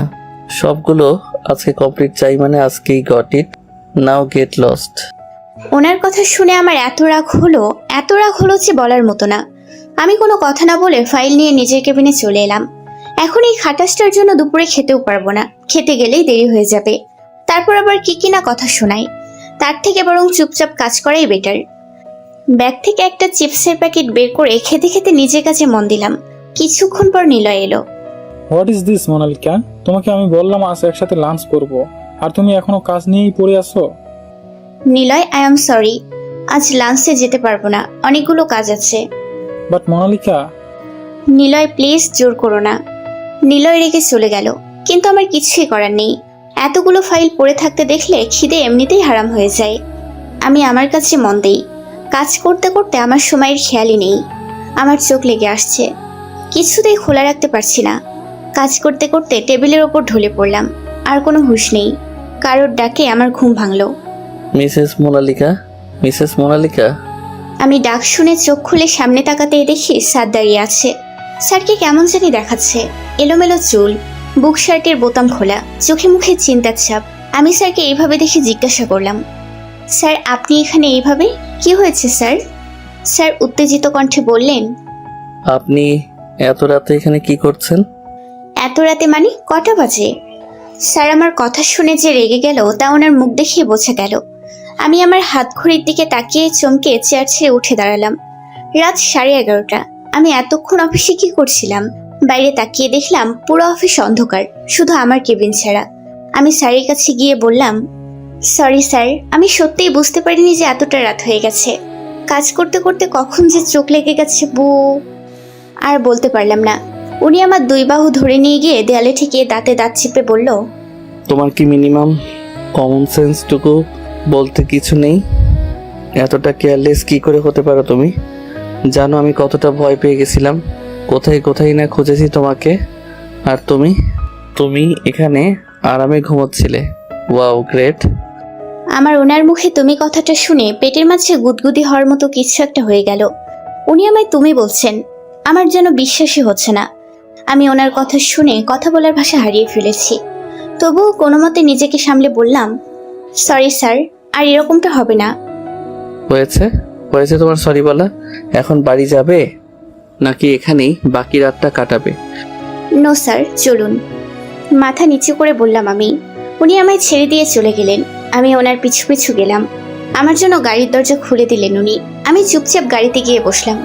উনিও গাড়িতে বসে ড্রাইভ করতে শুরু করলেন। বাড়িতে এসে গাড়ি থামালে আমি গাড়ি থেকে নেমে সোজা উপরে নিজের রুমে চলে গেলাম। ফ্রেশ হয়ে এসে বারান্দায় গিয়ে দাঁড়ালাম। ওনার প্রত্যেকটা কথা এখনো আমার কানে বাজছে। উনি আমাকে খুঁজেছেন, আমাকে হারানোর ভয় পেয়েছেন, আবার তুমি করেও বলেছেন। আমার যেন মনে হচ্ছে আমি এখনো ঘুমিয়েই আছি, আমি স্বপ্ন দেখছি। আমার কেন জানি বিশ্বাসই হচ্ছে না। এমন সময় রিয়া ফোন করলো। আমি ফোন রিসিভ করলাম। হ্যালো। হ্যালো মোনালিকা, তুমি ঠিক আছো তো? হ্যাঁ, আমার আবার কি হবে? কোথায় ছিলে তুমি? ফোন ধরছিলে না কেন? ফোন সাইলেন্ট ছিল কেন বলো তো? আরে স্যার তো তোমাকে পাগলের মতো খুঁজে বেড়াচ্ছেন। আমাকে ফোন করেছিলেন। আমি বুঝতে পারলাম না এত রাতে উনি তোমায় কেন খুঁজে বেড়াচ্ছেন। আমি রিয়ার কথা শুনে কিছুটা ভয় পেয়ে যাই। আসলে স্যারের একটা ইম্পর্টেন্ট ফাইল আমার কাছে ছিল, আমি ফোন ধরছিলাম না। আর স্যারের ফাইলটা প্রয়োজন ছিল, তাই হয়তো। ও হতে পারে। ওকে, বাই। ওকে। আমি ফোন রেখে দেওয়ার সাথে সাথে স্যার এসে আমার পাশে দাঁড়ালেন। ওনাকে এইভাবে দাঁড়াতে দেখে আমি ভূত দেখার মতো চমকে গেলাম। কারণ এই 6 মাসে এই প্রথম উনি আমার রুমে এলেন। আমি দেখলাম ওনার হাতে সিগারেট ধরানো। উনি সিগারেটও খান, এটা তো জানতাম না। আর জানবই বা কিভাবে? কখনো জানার প্রয়োজনই বোধ করিনি। স্যার, আপনি এখানে কিছু বলবেন? কেন এমনি আসতে পারি না? সামনের দিকে তাকিয়ে উত্তর দিলেন উনি। না, তা কেন হবে বলে আমি রেলিং ধরে দাঁড়ালাম। কিন্তু ওনার সিগারেটের গন্ধ আমার সহ্য হচ্ছে না, তাই ওখান থেকে চলে আসতে চাইলাম। তখনই উনি আমার হাত ধরে ফেললেন। আমি চমকে ওনার দিকে তাকালাম। আমার সাথে কিছু মুহূর্ত থাকতেও তোমার অসহ্য লাগছে মোনালিকা? আমি ওনার কথা শুনে থমকে যাই। মুখ দিয়ে একটা কথাও বের হলো না। উনি ওনার হাতে সিগারেট ফেলে দিয়ে আমার দিকে তাকালেন। আমি ওনার দিকে তাকিয়ে অবাক হয়ে যাই। উনি এক অন্যরকম দৃষ্টিতে আমার দিকে তাকিয়ে আছেন। আমি ওনার থেকে হাত ছাড়ানোর চেষ্টা করতে লাগলাম। আমার হাত ছাড়ুন স্যার। কেন? আমার স্পর্শ তোমার খারাপ লাগছে? আর অন্যদের সাথে তো ঠিকই গায়ে পড়ে কথা বলো, তখন খারাপ লাগে না? ওনার কথায় আমার মাথা গরম হয়ে গেল। স্যার, আপনি আমার হাত ছাড়ুন, আমার খুব ঘুম পাচ্ছে। ছাড়ুন আমার হাত, অসহ্য লাগছে। আর কিছু বলার সুযোগ পেলাম না। উনি আমার 2 হাত ধরে নিয়ে গিয়ে থাই গ্লাসের সাথে চেপে ধরে আমার ঠোঁটে ঠোঁট ডুবিয়ে দিল। আমি আজ ঝটকার পর ঝটকা খাচ্ছি। স্যার, এরকম কিছু করবেন আমি বুঝতেও পারিনি। রাগের মাথায় উনি আমার ঠোঁটের উপর নানাভাবে নির্যাতন করতে লাগলেন। ব্যথায় আমি শেষ। ওনাকে সরিয়ে দেওয়ারও কোনো চান্স নেই। আমার 2 হাতে উনি চেপে ধরে আছেন। আমি নিজেকে ছাড়ানোর চেষ্টায় বারবার বিফল হচ্ছি। কিছুক্ষণ পর উনি নিজের থেকে আমাকে ছেড়ে দিয়ে আমার মৃদু ধাক্কা দিয়ে সরিয়ে ওখান থেকে চলে গেলেন। আমি পাথর বনে ওখানেই দাঁড়িয়ে রইলাম। এটা কি হলো? স্যার এমনটা কেন করলেন? ঠোঁটের ব্যথায় কাঁদতে ইচ্ছে করছে। অনেক কষ্টে নিজেকে সামলে রুমে এসে দেখি টেবিলের উপর খাবার রাখা। তার মানে উনি খাবার দিতে এসেছিলেন। কিন্তু এখন উনি যা করলেন তারপর খাবারের গলা দিয়ে নামবে না। তাই কিছু না খেয়ে চুপচাপ শুয়ে পড়লাম। পরের দিন হিজাব পরে মুখ ঢেকে অফিসে গেলাম। কাল উনি আমার ঠোঁটে যা অবস্থা করেছেন, আমি তো আর কাউকে মুখ দেখানোর অবস্থাতেই নেই। আমি অফিসে এসে আগে ওনার কেবিনে সবকিছু গুছিয়ে রেখে নিজের কেবিনে এসে কাজে মন দিলাম। উনি অফিসে আসলেও আমি আর ওনার কেবিনে গেলাম না। পিয়নের দ্বারা ওনার কফি পাঠিয়ে দিয়ে আবার নিজের কাছে মন দিলাম। কিছুক্ষণ পর আমার টেবিলের টেলিফোন বেজে উঠল। আমি নিশ্চিত স্যার ফোন করেছেন। নিশ্চয়ই ওনার কেবিনে যেতে বলবেন। আমি ওনার জন্য কফি না নিয়ে গিয়ে পিয়নকে পাঠিয়ে দিয়েছি। এতে নিশ্চয় উনি রাগ করেছেন। না জানি এখন আমার কি হবে। অনিচ্ছা থাকা সত্ত্বেও আমাকে ফোনটা ধরতে হলো। আমি কিছু বলার আগেই উনি ঝাঁঝিয়ে বলে উঠল, এক্ষুনি আমার কেবিনে তোমায় দেখতে চাই। উনি ফোন রাখার আগে আমি ফোন রেখে দিলাম। কথাতেই বোঝা যাচ্ছে কতটা রেগে আছে। কি করব, যাব কি যাব না? ধুর, না গেলে আরেক ঝামেলা। তাই কিছু না ভেবে ওনার কেবিনের দিকে পা বাড়ালাম। ওনার কেবিনের দরজায় নক করতে দেখি কেবিনে কেউ নেই। গেলেন কোথায়? আমাকে ডেকে নিজেই ফুরুত হয়ে গেলেন। আমি ধীরে ধীরে ভেতরের দিকে পা বাড়ালাম। এদিক ওদিক ওনাকে দেখার চেষ্টা করলাম। তখনই দরজা লাগার শব্দে চমকে পেছনে তাকালাম। এ কি স্যার, উনি দরজা লাগালেন কেন? এবার ভয়ে আমার আত্মা উড়ে কোন দিকে পালাবে সেই রাস্তায় খুঁজছে। উনি আমার দিকে এগোতে এগোতে দাঁত কিরমির করে বললেন, কফি নিচে না নিয়ে এসে রহিমকে দিয়ে কেন পাঠিয়েছিলে? আমি ভয়ে পিছাতে লাগলাম। ইয়ে হোয়াট ননসেন্স! ইয়ে করছো কেন? যেটা প্রশ্ন করলাম সেটার উত্তর দাও। মানে স্যার, আমার কাজ ছিল তাই রহিম চাচাকে দিয়ে পাঠিয়েছিলাম। আমাকে কাজ দেখাতে এসো না। আমি খুব ভালো করেই জানি তুমি কাজের জন্য নয়, অন্য কারণে আসোনি। সেই অন্য কারণটা কি? আমাকে ইগনোর করা? আমি ওনার কথা শুনে থ মেরে যাই। আমার বুঝতে বাকি রইল না এখানে আর বেশিক্ষণ থাকলে আমার মরণ নিশ্চিত। তাই আমি পিছানো বাদ দিয়ে স্যারের পাশ কাটিয়ে দরজার কাছে যেতে যেতে বললাম, দরজা কেন লাগিয়ে দিয়েছেন? আমি আমার কেবিনে যাব, আমার অনেক কাজ আছে। বলে যেই দরজা খুলতে যাব অমনি উনি আমার হাত ধরে আমাকে দেয়ালের সাথে চেপে ধরলো। আমি আহ বলে কুকড়ে উঠলাম। আমি বললাম না আমাকে কাজ দেখাতে এসো না? হিজাব কেন পরে এসেছো আজ? এমনি আমার ইচ্ছে হয়েছে তাই পড়েছি। আপনি ছাড়ুন আমাকে, আমার হাতে লাগছে। আর এভাবে দরজা বন্ধ করে দিয়েছেন, কেউ দেখে কি ভাববে? আপনি ছাড়ুন। হুশ! ওনার কথায় আমি চুপ মেরে গেলাম। উনি আমার হাত ছেড়ে আমার মুখ থেকে টেনে হিজাব খুলে ফেললো। আমি অবাক হয়ে ওনার কাজ দেখছি। উনি এক হাত দিয়ে আমার ঠোঁটের কাটা অংশে হাত দিতেই আমি চোখ বন্ধ করে আউজ বলে উঠলাম। উনি সাথে সাথে আমার ঠোঁট থেকে হাত সরিয়ে নিলেন। আমার গালে হাত দিয়ে বুড়ো আঙুল দিয়ে আমার ঠোঁটের নিচে স্লাইড করতে লাগলেন। আই এম সরি মোনালিকা, কাল তোমাকে ওইভাবে কষ্ট দেওয়াটা আমার ঠিক হয়নি। ওনার এই নেশা ভরা কণ্ঠে আমার বুকে ধুকপুকানি হাজার গুণে বেড়ে গেল। মুখ দিয়ে কোনো কথা বেরোলো না। উনি ধীরে ধীরে আমার কাছে আসতে লাগলো। আমার অজান্তেই আমার চোখ বন্ধ হয়ে এলো। উনি আমার এত কাছে যে ওনার উষ্ণ নিঃশ্বাস আমার মুখের উপর পড়ছে। আমার ঠোঁট ছুঁই। তখনই ওনার ফোন বেজে উঠলো। আর আমি এক লাফে ওনাকে সরিয়ে দিয়ে দরজা খুলে বেরিয়ে এলাম। একবারের জন্য ওনার দিকে তাকালাম না। হয়তো উনি হতবাক হয়ে আমার দিকে তাকিয়ে আছেন। হিজাব দিয়ে মুখ ঢাকতে ঢাকতে দ্রুত গতিতে নিচের কেবিনের দিকে যাচ্ছিলাম। ঠিক তখনই প্লাজো পায়ের মধ্যে আটকে আমি অফিসের সবার সামনে হুমড়ি খেয়ে পড়লাম। হাতে পায়ে যতটুকু লেগেছিল তার থেকে বেশি লজ্জায় মাথা কাটা যাচ্ছিল। সবাই আমার দিকে তাকিয়ে আছে। রিয়া আপু দৌড়ে এসে আমাকে ধরলো। আমি হাতে প্রচন্ড রকমের ব্যথা পেয়েছি। ব্যথায় লজ্জায় কেঁদে ফেলার ইচ্ছে হচ্ছিল। তখনই কানে এলো চাপা হাসির শব্দ। কেউ কেউ আমার পড়ে যাওয়া নিয়ে তামাশা করছে। ঠিক তখনই নিলয় আমার কাছে দৌড়ে এলো। মোনালিকা, তুমি ঠিক আছো তো? আমি মাথা ঝাঁকিয়ে হুঁ বললাম। চোখ দিয়ে অঝরে পানি পড়ছে, কিন্তু আমার চোখের পানি হয়তো ওদের কারো চোখেই গেল না। তাই মায়া নিজের কেবিন থেকেই বলে উঠল, মোনালিকা, দেখে চলবে তো, আর একটু হলেই তো ফ্লোরটা ভেঙে যেত। বলেই তাচ্ছিল্যের সুরে হেসে উঠল। মায়ের কথায় তাল মিলিয়ে দিশা বলল, মোনালিকা, আমার মনে হয় তোমার ডাইটিং করা উচিত। না হলে তুমি যেই হিসাবে ফুলছো, এবার তো মনে হয় অফিসের দরজা কাটানো দরকার পড়বে তোমাকে ভেতরে ঢোকানোর জন্য। বলে ওরা উচ্চস্বরে হেসে উঠল। কি বলছো এসব দিশা? কখন কিভাবে কার সাথে কথা বলে সেটুকু সেন্সও কি তোমাদের নেই? নিলয় ওদের উদ্দেশ্য করে বলল, ও নিলয়, কথা বলার শেখাতে এসো না। যাকে যা বলার তাকে তাই বলেছি, ভুল কি বলেছি? মুখ বাঁকিয়ে বলল মায়া। এসব কথা আমার আর সহ্য হচ্ছে না। আমি চুপচাপ চলে যেতে চাইলেই পেছন থেকে কারো ডাক শুনতে পেলাম। মিসেস মোনালিকা। ডাক শুনেই আমি পেছন ঘুরে তাকালাম। স্যার চোখ মুখ শক্ত করে দাঁড়িয়ে আছে। ওনাকে দেখে কেন জানি না আমার হাউমাউ করে কাঁদার ইচ্ছে হচ্ছিল। স্যার আমার কাছে এসে একবার আমাকে দেখে মায়া আর দিশার দিকে তাকিয়ে বললেন, সরি বলুন মোনালিকাকে। সরি? বাট কেন স্যার? হতভম্ব হয়ে বলল দিশা। I say sorry.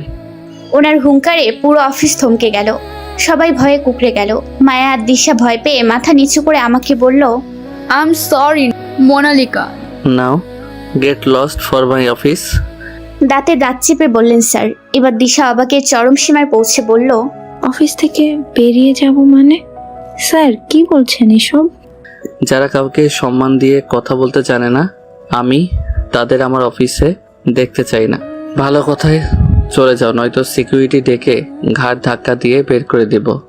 স্যার কি বলছেন স্যার? সামান্য একটা ব্যাপারে অফিস থেকে বের করে দেবেন? স্যার সরি তো বললাম, প্লিজ স্যার এমনটা করবেন না। দিশাকে থামিয়ে দিয়ে মায়া ঝাঝালো কণ্ঠে বলে উঠল, স্যার সামান্য একটা মেয়ের জন্য আপনি আমাদের she is my wife, don't call her সামান্য মেয়ে। ওনার কথায় পুরো অফিস থমকে গিয়ে আমাদের দিকে তাকালো। পুরো অফিস স্তব্ধ হয়ে আছে। হয়তো স্যারের কথা সবার কানে এখনো বাজছে। আর আমি তো অবাকের সপ্তম আসমানে গিয়ে ওনার দিকে তাকিয়ে আছি। ওনার মুখে ওয়াইফ কথাটা শুনে বুকের মাঝে একটা ঝড় বয়ে গেল। মুহূর্তে ওনার জন্য একটা ভালো লাগা কাজ করতে লাগলো। হোয়াট? অবাক হয়ে বলল মায়া। দ্বিতীয়বার আমার ওয়াইফের স্ট্যাটাস নিয়ে কথা বলার আগে 10 বার ভেবে নিন, কারণ এই একটা ভুল আপনার জীবনের শেষ ভুল হতে পারে। ভালোই ভালোই বলছি, বেরিয়ে যান আমার অফিস থেকে। স্যারের হুমকি শুনে মায়া আর দিশা অফিস থেকে বেরিয়ে যেতে বাধ্য হলো। স্যার এবার সবার দিকে তাকিয়ে বলল, আপনারা কি সার্কাস দেখছেন এখানে? চুপচাপ নিজেদের কাজে মন দিন। বলেই রিয়ার হাত থেকে আমার হাত সরিয়ে নিয়ে ওনার কেবিনের দিকে নিয়ে যেতে লাগলো আমায়। আর আমি অবাক হয়ে শুধু ওনাকেই দেখছি। উনি আমার হাত ধরে নিচের কেবিনে নিয়ে গিয়ে চেয়ারের উপর বসালো। তারপর ড্রয়ার থেকে ফার্স্ট এইড বক্স এনে আমার সামনে হাঁটু করে বসে পড়লো। আমার হাত এক হাতে টেনে নিয়ে হাতের গোড়াতে বাম লাগিয়ে দিতে লাগলো। আমি ব্যথায় কুঁকড়ে উঠলাম। উনি তখন থেকেই চুপ করে আছেন দেখে আমি প্রথম কথা বললাম, ওরা তো সামান্য আমাকে কটা কথাই বলেছে, তাই বলে ওদের অফিস থেকে বের করে দিলেন আপনি? এরকম তো অনেকেই আমায় এসব কথা বলে। আমি এসব শুনতে শুনতে অভ্যস্ত। উনি হাতে মেসেজ করতে করতে বললেন, ওরা তোমার সাথে যা করেছে এটা তোমার কাছে সামান্য হলেও আমার কাছে নয়। তোমার কোনো কষ্টই আমার কাছে সামান্য নয়। ওরা এই অফিসে থাকলে বারবার আমার সামনে ঘুরঘুর করতো, আর আমার তোমার কান্নাজড়িত মুখটা মনে পড়তো, যেটা আমার পক্ষে সহ্য করা সম্ভব নয়। তাই ওদের বের করতে হয়েছে আমায়। আর কেউ তোমাকে কথা শোনালে তার পাল্টা জবাব দিতে শেখো, নিজের হয়ে লড়তে শেখো। তুমি ঠিকই ভাবো, আর ফার্স্ট টাইমের মতো তুমি নও, কারণ যেমনটা তুমি তেমনটা অন্য কেউ নয়। তুমি সবার থেকে আলাদা মোনালিকা, তুমি অসাধারণ। বলে আমার মুখের দিকে তাকালো। উনি বসা থেকে উঠে আমার কপালে একটা চুমু এঁকে দিয়ে বলল, যা হয়েছে ভুলে যাও। এসব কথা মনে রেখে কষ্ট পাওয়া ঠিক না। ওনার কথায় আমার চোখ ছলছল করে এলো। আজ মনে হচ্ছে আমার জীবনের লড়াই আজ আমি একা নই, আমার স্বামী আমার সাথে রয়েছে। আর সত্যিই নিজেকে অসাধারণ কেউ বলে মনে হচ্ছে। এখন আর আমি অন্যের কথা শুনে কষ্ট পাবো না, কারণ আমি জেনে গেছি আমার মাঝে অসাধারণতা আছে। আমারও বাকি 5টা মেয়ের মতো বাঁচার অধিকার আছে, কাউকে ভালোবাসার অধিকার আছে। এসব ভাবতে ভাবতেই আমি নিজের কেবিনে এলাম। এসে দেখি রিয়া আপু আর নিলয় আমার কেবিনে বসে আছে। আমাকে দেখে রিয়া আপু বলে উঠল, মোনালিকা, যা শুনলাম তা কি সত্যি? স্যার আর তুমি? ও মাই গড, আমার তো বিশ্বাসই হচ্ছে না। কবে, কখন, কিভাবে হলো এইসব? রিয়াকে চুপ করিয়ে নিলয় বলে উঠল, এখন আমি বুঝতে পারছি আসলে আমার সাথে আশিক স্যারের শত্রুতাটা কি। তাই তো বলি স্যারের আমার উপর এত জেলাসি কিসের। আজ ক্লিয়ার হলাম, জেলাসিটা আসলে তোমাকে নিয়ে। স্যার আমাকে নিজের সতীন মনে করে, তাই আমার উপর এত অত্যাচার। আহারে বেচারা, আমি একে তো তোমাকে ফ্লার্ট করাও হলো না, অন্যদিকে স্যারের টর্চারও সইতে হলো। একেই বলে ভাগ্য। এবার নিলয়কে চুপ করিয়ে অপু বসা থেকে উঠে আমার কাছে এলো। ওর মুখে ভয়ের ছাপ স্পষ্ট। আমি খুব ভালো করেই জানি ওর ভয়ের কারণ হলো স্যার ওর একমাত্র ক্রাশ। ও আমার কাছে এসে বলতে লাগলো, মোনালিকা, তুমি কিছু মনে করনি তো? তুমি আমার উপরে রেগে নেই তো? বিশ্বাস করো মোনালিকা, আমি সত্যিই বলছি, আমি তো গালি স্যারের বউকে দিয়েছিলাম। আমি তো আর জানতাম না যে স্যারের বউ আর কেউ না, আমার সামনে বসে থাকা তুমি নিজেই ছিলে। বিশ্বাস করো, আমি তোমাকে ওইভাবে কথা শোনাতে চাইনি, সত্যি বলছি। ওদের কথা শুনে আমি হাসবো না কাঁদবো সেটাই বুঝতে পারছি না। পরিস্থিতি পাল্টানোর জন্য আমি আমার চেয়ারে বসতে বসতে বললাম, ওহো, তোমরা এসব কি লাগিয়ে রেখেছো বলো তো? বাদ দাও না এসব কিছু। ওকে বাদ দিলাম, এখন এটা বলো, তুমি আমাদের সত্যি নিজের বন্ধু ভাবো তো? নিলয়ের কথায় আমি ভ্রু কুঁচকে ওর দিকে তাকালাম। কেন বলো তো? কারণ আমরা কতদিন ধরে শুনছি তুমি বিবাহিতা, আর এটাও জানি যে স্যারও বিবাহিত, কিন্তু তোমরা দুজনেই যে স্বামী স্ত্রী এই কথা তুমি আমাদের থেকে লুকিয়ে গেছো কেন? হ্যাঁ সেটাই তো, এতদিনে তুমি আমাদের এই বিষয়ে কিচ্ছু বলনি কেন? নিলয়ের কথায় রিয়াও সাই দিল। ওদের কথায় এবার আমি ভয় পেয়ে গেলাম। কি বলবো ওদের? ওদের তো আর আমি সব কিছু বলতে পারবো না। তাই ঘটনা সামলানোর জন্য বললাম, আসলে তোমরা তো জানোই স্যার কখনোই পার্সোনাল লাইফ আর প্রফেশনাল লাইফ এক চোখে দেখেননি। তাই আমাদের বিয়ের কথাটাও প্রফেশনালি কেউ জানে না। এই কথাটা কার কেমন হজম হলো বুঝলাম না। তবে যেমনই হোক, আপাতত ব্যাপারটা সামাল দিতে পারলেই বাঁচি। ও এই কথা। আচ্ছা ঠিক আছে, আমি গেলাম, আমার কাজ আছে। বলেই নিলয় চলে গেল। নিলয় যাওয়ার সাথে সাথেই অপু আমার কাছে এসে বলল, এই মোনালিকা, তোমার ঠোঁটে এটা কি? অপুর কথা শুনে আমি থ হয়ে যাই। এত কিছুর মাঝে তো মুখ ঢাকতেই ভুলে গেছিলাম আমি। এখন ওদের কি বলি আমি? আসলে দরজা লেগে কেটে গেছে। কিন্তু আমার তো তেমন কিছু মনে হচ্ছে না, আমার তো অন্যরকম কিছু মনে হচ্ছে। বলে অপু রিয়ার দিকে তাকিয়ে চোখ টিপ দিল। অন্যরকম মানে কি বলছো এসব? তুমি হিজাব দিয়ে এই কাটা দাগটা লুকাতে চাইছ, তার মানে এটা দরজা লেগে কাঁচা না, এটা লাপাইট, স্যারের দেওয়া লাপাইট। রিয়ার কথা শুনে আমার হার্ট অ্যাটাক করার মতো অবস্থা। লজ্জায় আমি শেষ। ধুর, কি সব বলছো তোমরা? এমন কিছুই না। আচ্ছা তাহলে কেমন কিছু? বলেই অপু আমার বাহুতে নিজের বাহু দিয়ে ধাক্কা দিল। আমি পুরাই শেষ। আহা আপু, কি করছিস? দেখছিস না আমাদের মোনালিকা রানী কেমন রক্তে লাল গেছে? চুপ কর এবার। এই তোমরা এখান থেকে যাও তো, আমার কাজ আছে। তোমাদের এসব কথা শোনার সময় আমার নেই, যাও তো। যা বাবা, আমরা আবার কি করলাম? অবাক হয়ে বলল রিয়া, তোমরা যাবে এখান থেকে? ওকে ওকে, যাচ্ছে। বলে ওরা হাসতে হাসতে বেরিয়ে গেল। আর আমি হাঁপ ছেড়ে বাঁচলাম। অনেক ধরনের মিশ্র অনুভূতি নিয়ে নিজের কাজ করতে লাগলাম। সবার মুখে স্যারের বউ কথাটা শুনেই ভালো লাগছে আমার। এ এক অন্যরকম অজানা অনুভূতি। অফিস আওয়ার শেষে আমি সবকিছু গুছিয়ে নিয়ে অফিস থেকে বেরিয়ে পড়লাম। বেরিয়েই দেখি স্যার দাঁড়িয়ে আছেন। আমি বুঝতে পারলাম না কেন উনি এইভাবে দাঁড়িয়ে আছেন। হয়তো কোনো কাজ আছে। তাই আমি অন্যদিকে ঘুরে চলে আসবো, তখনই স্যার পাশ থেকে এসে আমার হাত ধরে টেনে নিয়ে গিয়ে গাড়িতে বসালো। নিজেও গাড়িতে বসে ড্রাইভ করতে লাগলো। এই প্রথম আমি কোনো কাজ ছাড়াই স্যারের গাড়িতে উঠলাম। উনি ড্রাইভ করতে করতেই বললেন, আমি তোমার জন্য দাঁড়িয়ে অপেক্ষা করছিলাম, আর তুমি অন্যদিকে কোথায় যাচ্ছিলে? আমি তো আর জানতাম না যে আপনি আমার জন্য অপেক্ষা করছিলেন। আমি তো কখনো কোনো প্রয়োজন ছাড়া আপনার গাড়িতে উঠি না। এখন থেকে উঠবে, আর প্রতিদিন উঠবে, কারণ এখন থেকে প্রতিদিন তুমি আমার সাথে অফিসে যাওয়া আসা করবে। আমি ওনার কথা শুনে আর কিছু বললাম না, মাথা নিচু করে বসে রইলাম। এক অন্যরকম ভালো লাগা কাজ করছে আমার ভেতর। এ আমার কি হচ্ছে? বাড়ি ফিরতে আমি নিজের রুমে চলে গেলাম। ফ্রেশ হয়ে বারান্দায় গিয়ে দাঁড়ালাম। আজ অফিসে ঘটে যাওয়া ঘটনাটাই চোখের সামনে ভেসে উঠছে। ওদের বলা কথাগুলো মনে পড়তেই চোখ দিয়ে জল গড়িয়ে পড়ল। ওরা কি বোঝে না ওদের কথা আমাদের মতো মেয়েদের কতটা কষ্ট দিতে পারে? তারপরও কেন তারা এইভাবে বলে? কি লাভ তাদের আমাদের এইভাবে কথা শুনি? তখনই মনে পড়লো স্যারের কথাগুলো। সাথে সাথেই নিজের চোখের জল মুছে ফেললাম। কেন কাঁদছি আমি? কাঁদবো না। ওদের কাজ কথা বলা, বলে যাক, তাতে আমার কি? আমিও যে একজনের কাছে অসাধারণ তা তো আজ জানতে পারলাম। অজান্তেই ঠোঁটের কোণে হাসি রেখা ফুটে উঠলো আমার। রাতে রান্নাঘরে গিয়ে রান্না করতে লাগলাম। রাত 10টা বাজে। এই সময় উনি ডিনার করতে নিচে আসেন।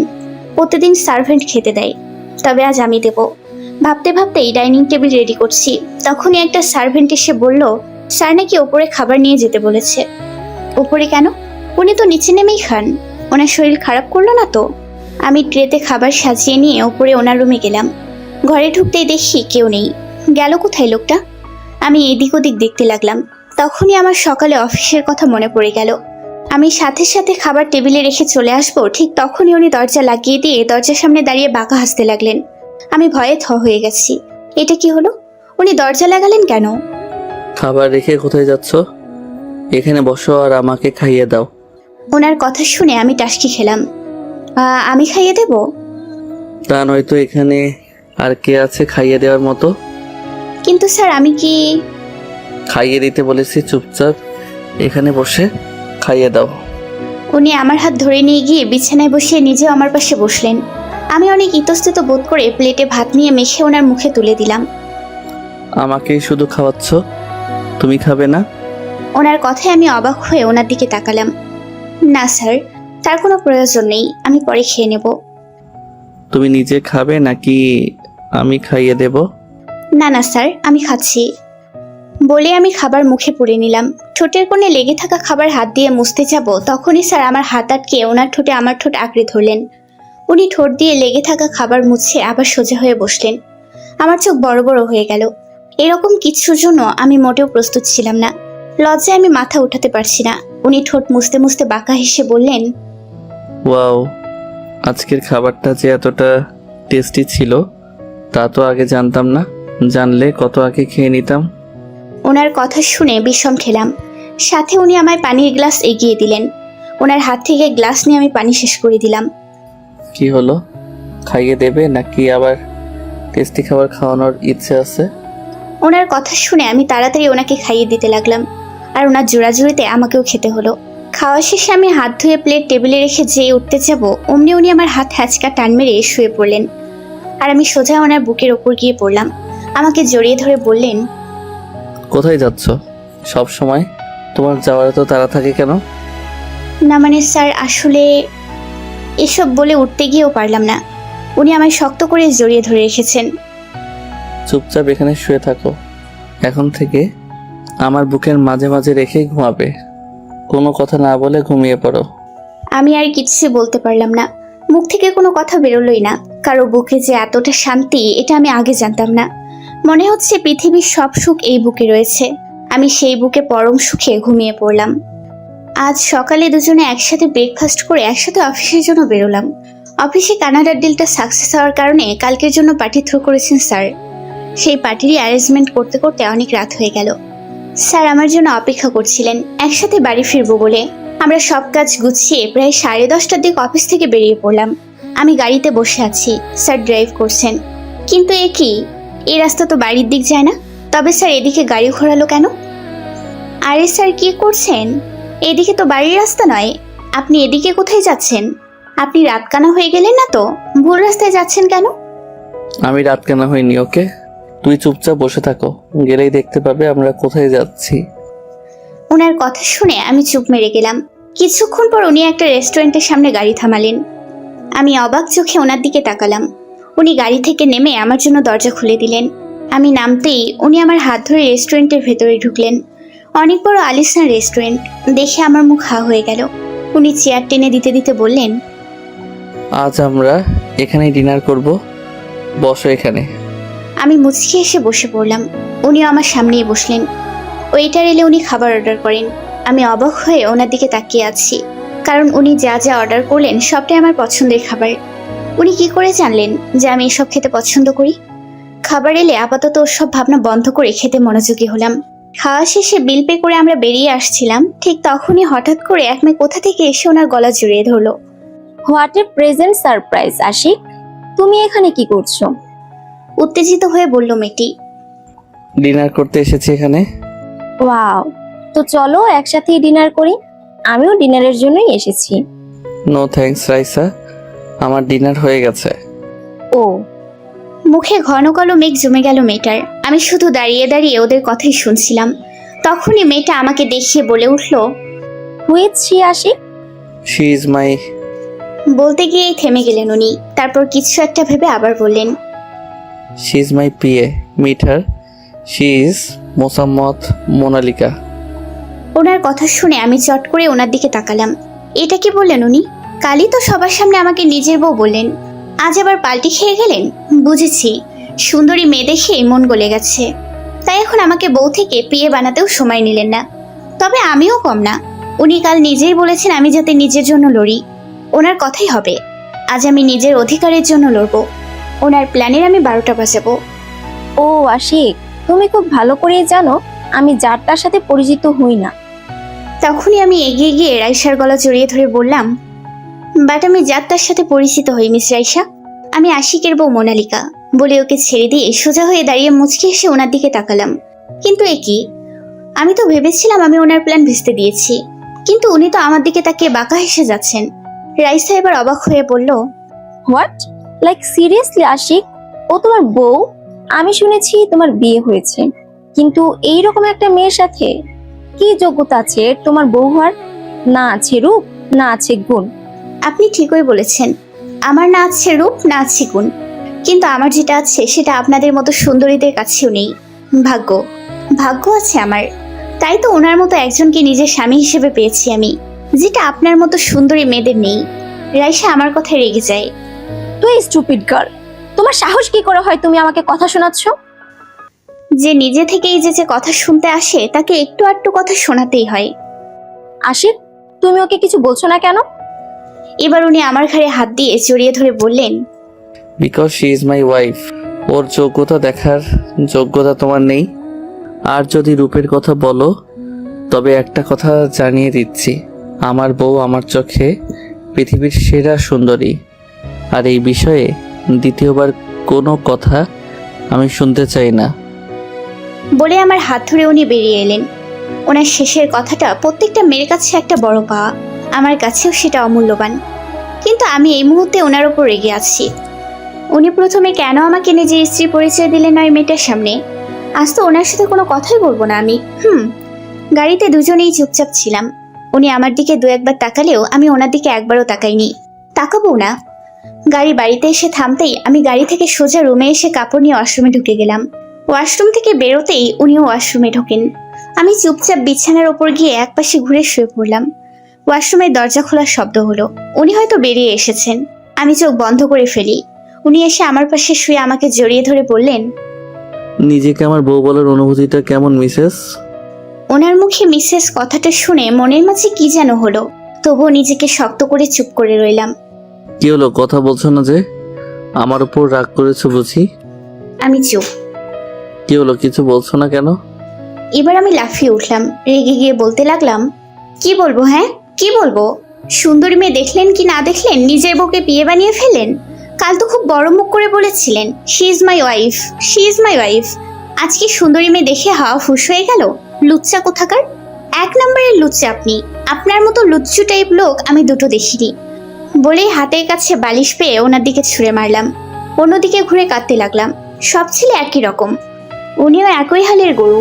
আমি খামোখা আপনাকে নিয়ে একটু বেশি ভেবেছিলাম, এসবই ভাবছিলাম। ঠিক তখনই উনি আমার হাতে হাঁচকা টান দিলে আমি বিছানায় শুয়ে পড়ি। আর সাথে সাথে উনি আমার দুপাশে হাত রেখে আমার ওপর আছু হয়ে উঠলেন। আমার চোখ বড় বড় হয়ে গেল।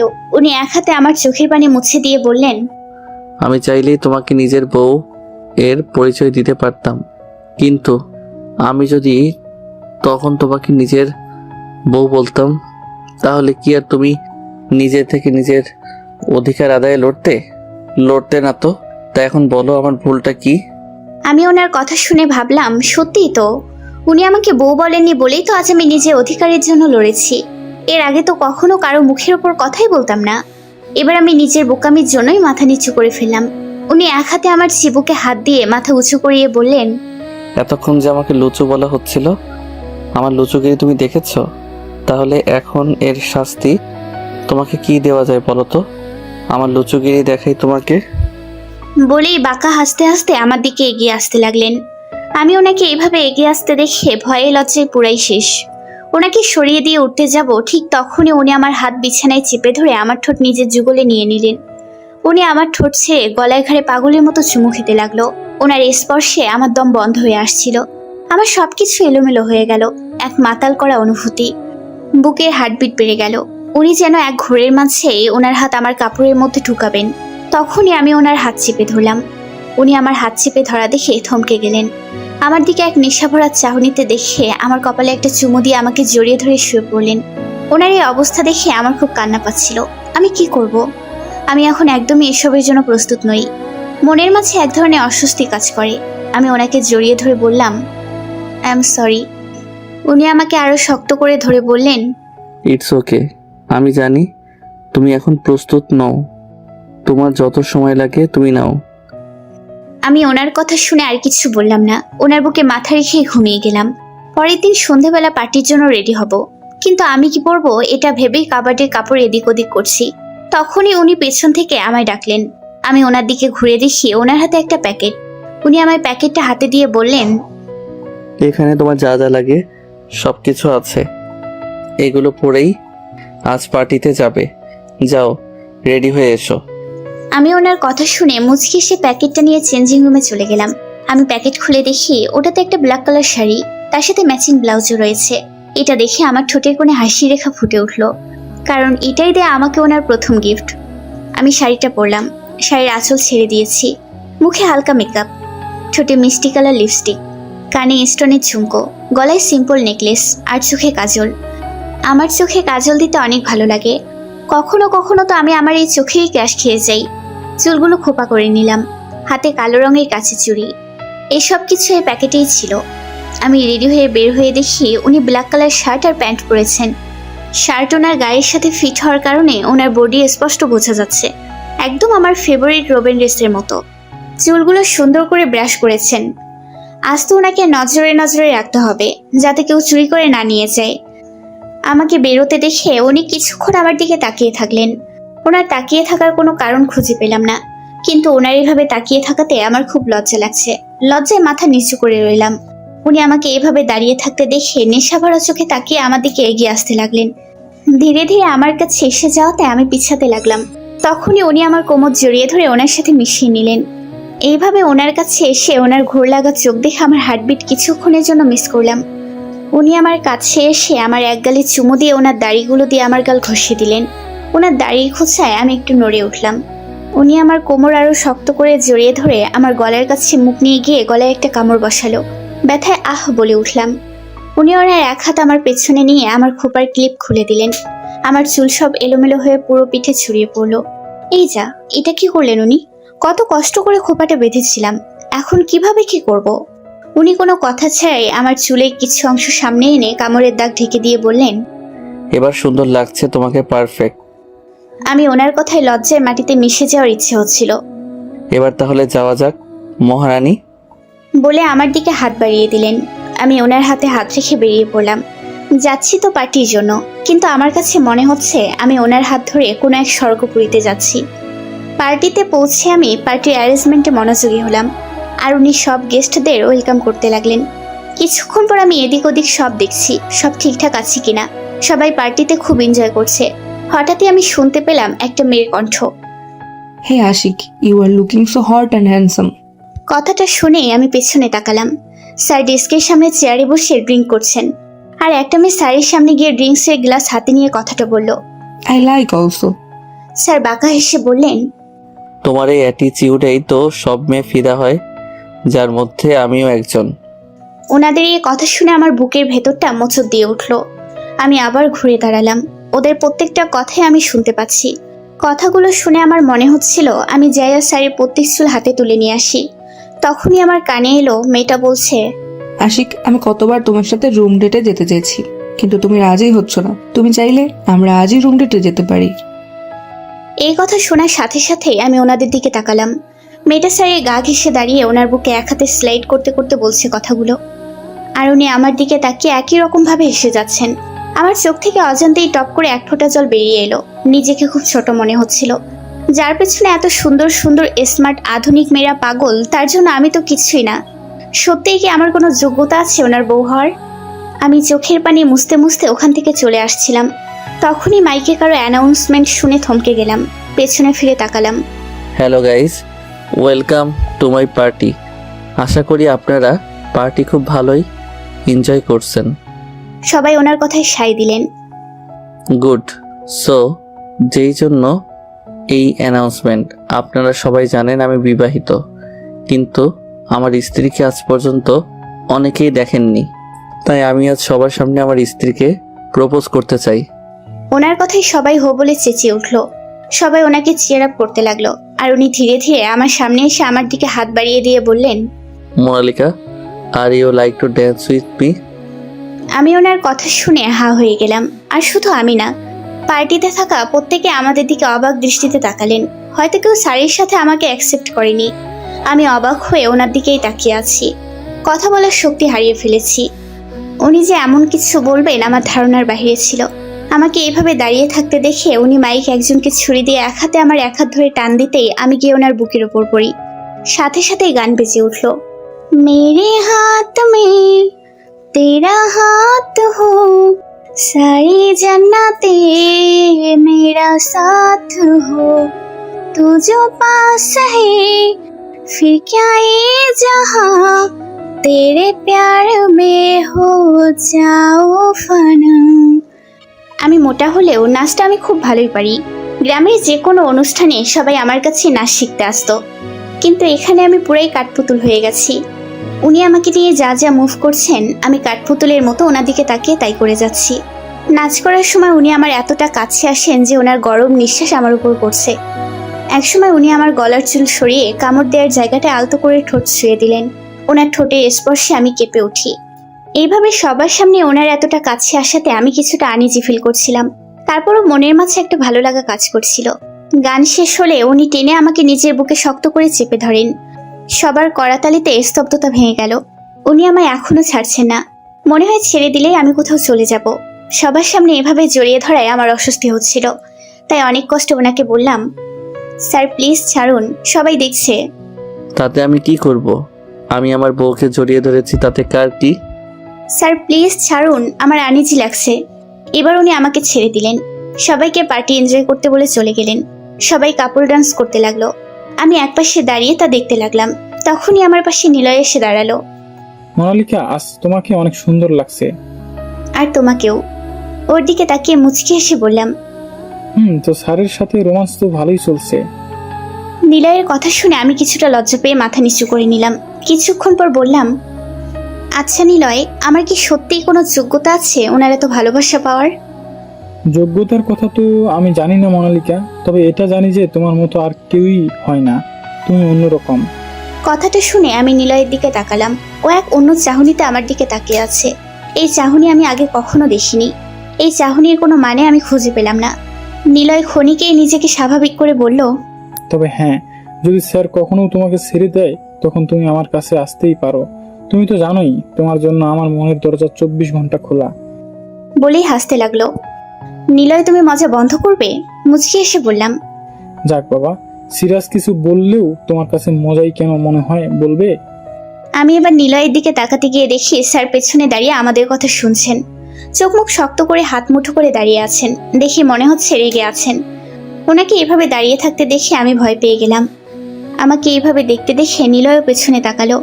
স্যার আমাদের এইভাবে দেখতে দেখে ওখান থেকে গজগজ করতে করতে চলে গেলেন। কি হলো, স্যার কি আমার কথা শুনে অন্য কিছু মাইন্ড করলেন? আমার জন্য কি তোমাদের কোনো ক্ষতি হলো? নিলয় আমার দিকে তাকিয়ে বলল। আমি ওর দিকে একবার তাকিয়ে স্যারের পিছু পিছু যেতে লাগলাম। স্যার একটা নির্জন জায়গায় গিয়ে এক হাতে সিগারেট নিয়ে অন্য হাত দেয়ালে ঠেকিয়ে দাঁড়িয়ে আছেন।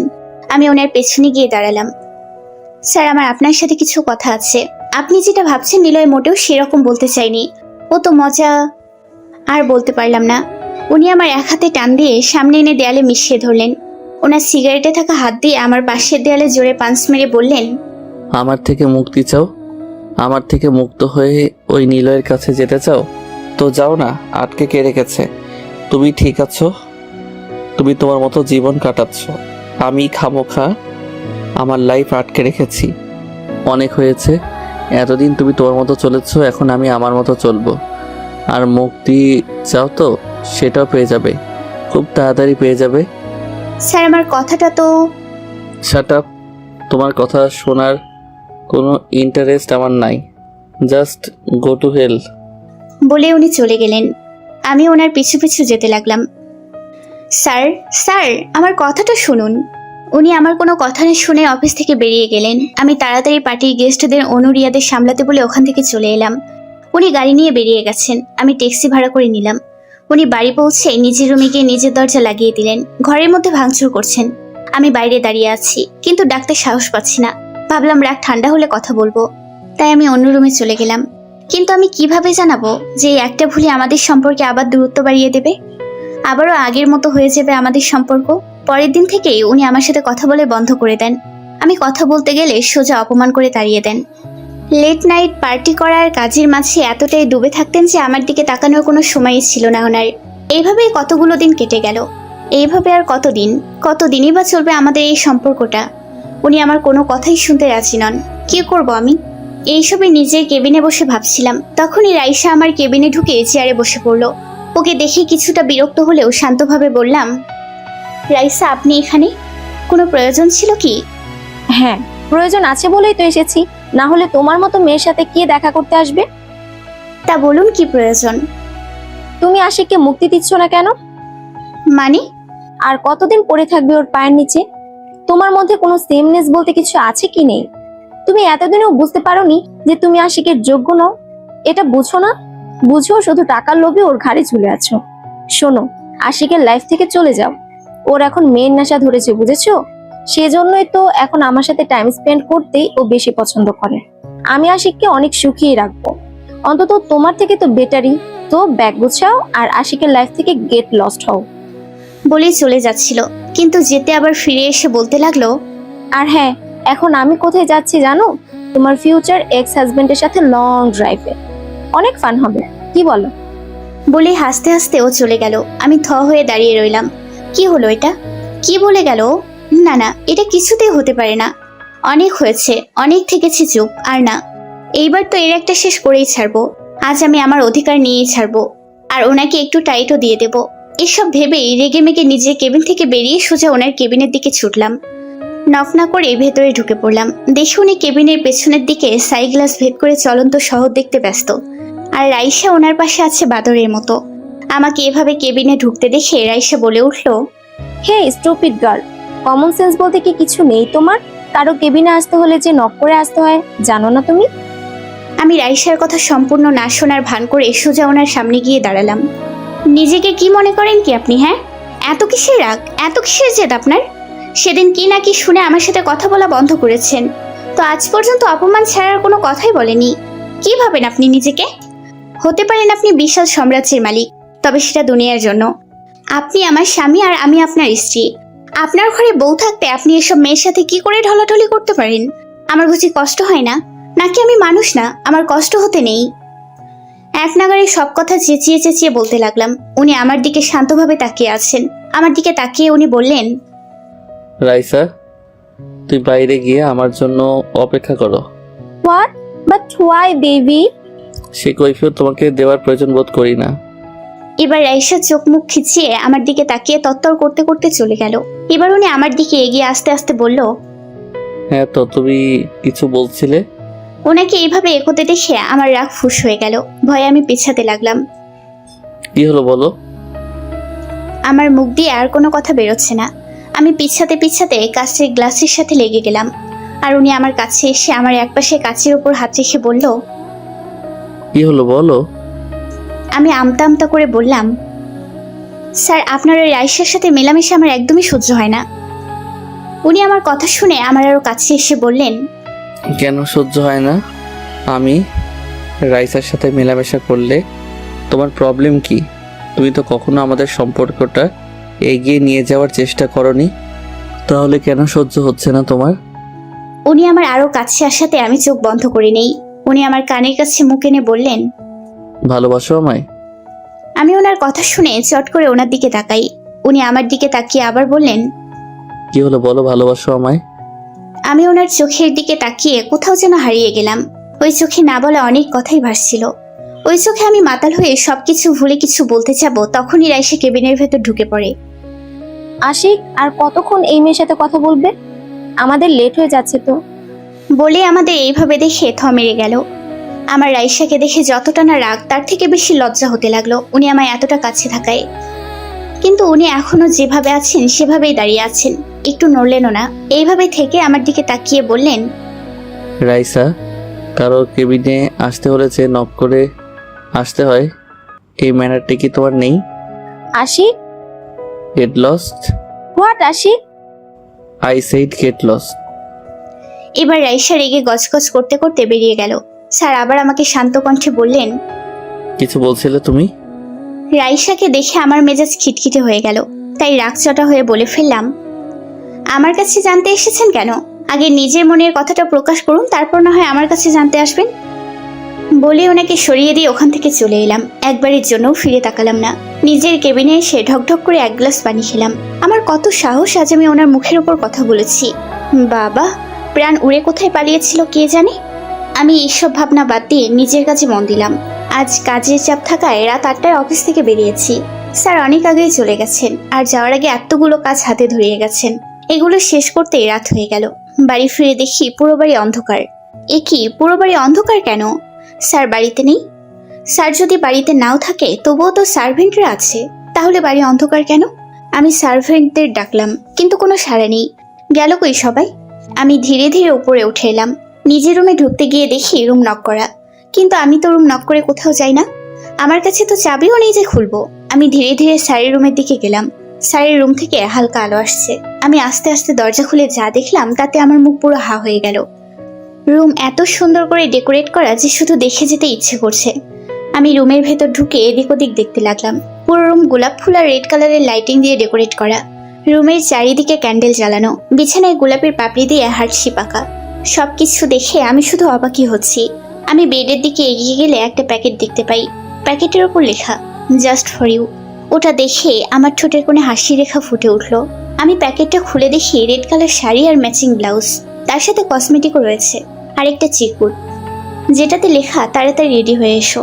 আমি প্যাকেট হাতে নিয়ে ওয়াশরুমে চলে গেলাম। কি হচ্ছে? স্যার কি করতে চাচ্ছেন আমি কিছুই বুঝতে পারছি না, তবে মনের মধ্যে একটা অন্যরকম ফিলিংস কাজ করছে। আমি শাড়িটা পরে নিলাম। মুখে হালকা মেকআপ, মিষ্টি কালার লিপস্টিক, চোখে কাজল, কানের ঝুমকো, গলায় সিম্পল নেকলেস আর হাতে লাল চুড়ি। চুলগুলো বাঁধতে গিয়েও বাঁধলাম না, কারণ স্যার আমার খোলা চুলি পছন্দ করেন। আমি রেডি হয়ে বেরিয়ে যা দেখলাম তাতে আমার আরো অবাক হওয়ার পালা। পুরো রুমে হাজারো লাল হার্টশিপ বেলুন ছড়ানো।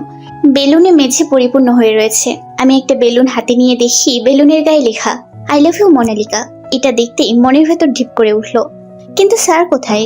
স্যারকে দেখতে পাচ্ছি না কেন? আমি এগিয়ে এসে স্যারকে এদিক ওদিক খুঁজতে লাগলাম। পেছনে তাকাতেই আমি হা হয়ে গেলাম। স্যার দাঁড়িয়ে আছেন ব্ল্যাক কালারের শার্ট আর প্যান্ট পরে। ব্ল্যাক কালার যে আমার প্রিয় রং। তার উপর ওনাকে দেখতে কি সুন্দর লাগছে তা বলে বোঝানোর মতো না। ওনাকে দেখে চোখ সরাতে পারছি না, বারবার ওনার দিকেই চোখ চলে যাচ্ছে। উনি আমাকে এইভাবে তাকিয়ে থাকতে দেখে ধীরে ধীরে আমার দিকে এগিয়ে আসতে লাগলেন। ওনাকে এগিয়ে আসতে দেখে আমার হুঁশ এলো। ভয়ে লজ্জায় মাটিতে মিশে যাওয়ার ইচ্ছে হচ্ছিল। উনি এগিয়ে আমার কাছে এসে যাওয়াতে আমি পেছাতে লাগলাম। পেছাতে পেছাতে কাবার্ডের সাথে লেগে গেলাম। এখন আমি কি করি, কই যাই?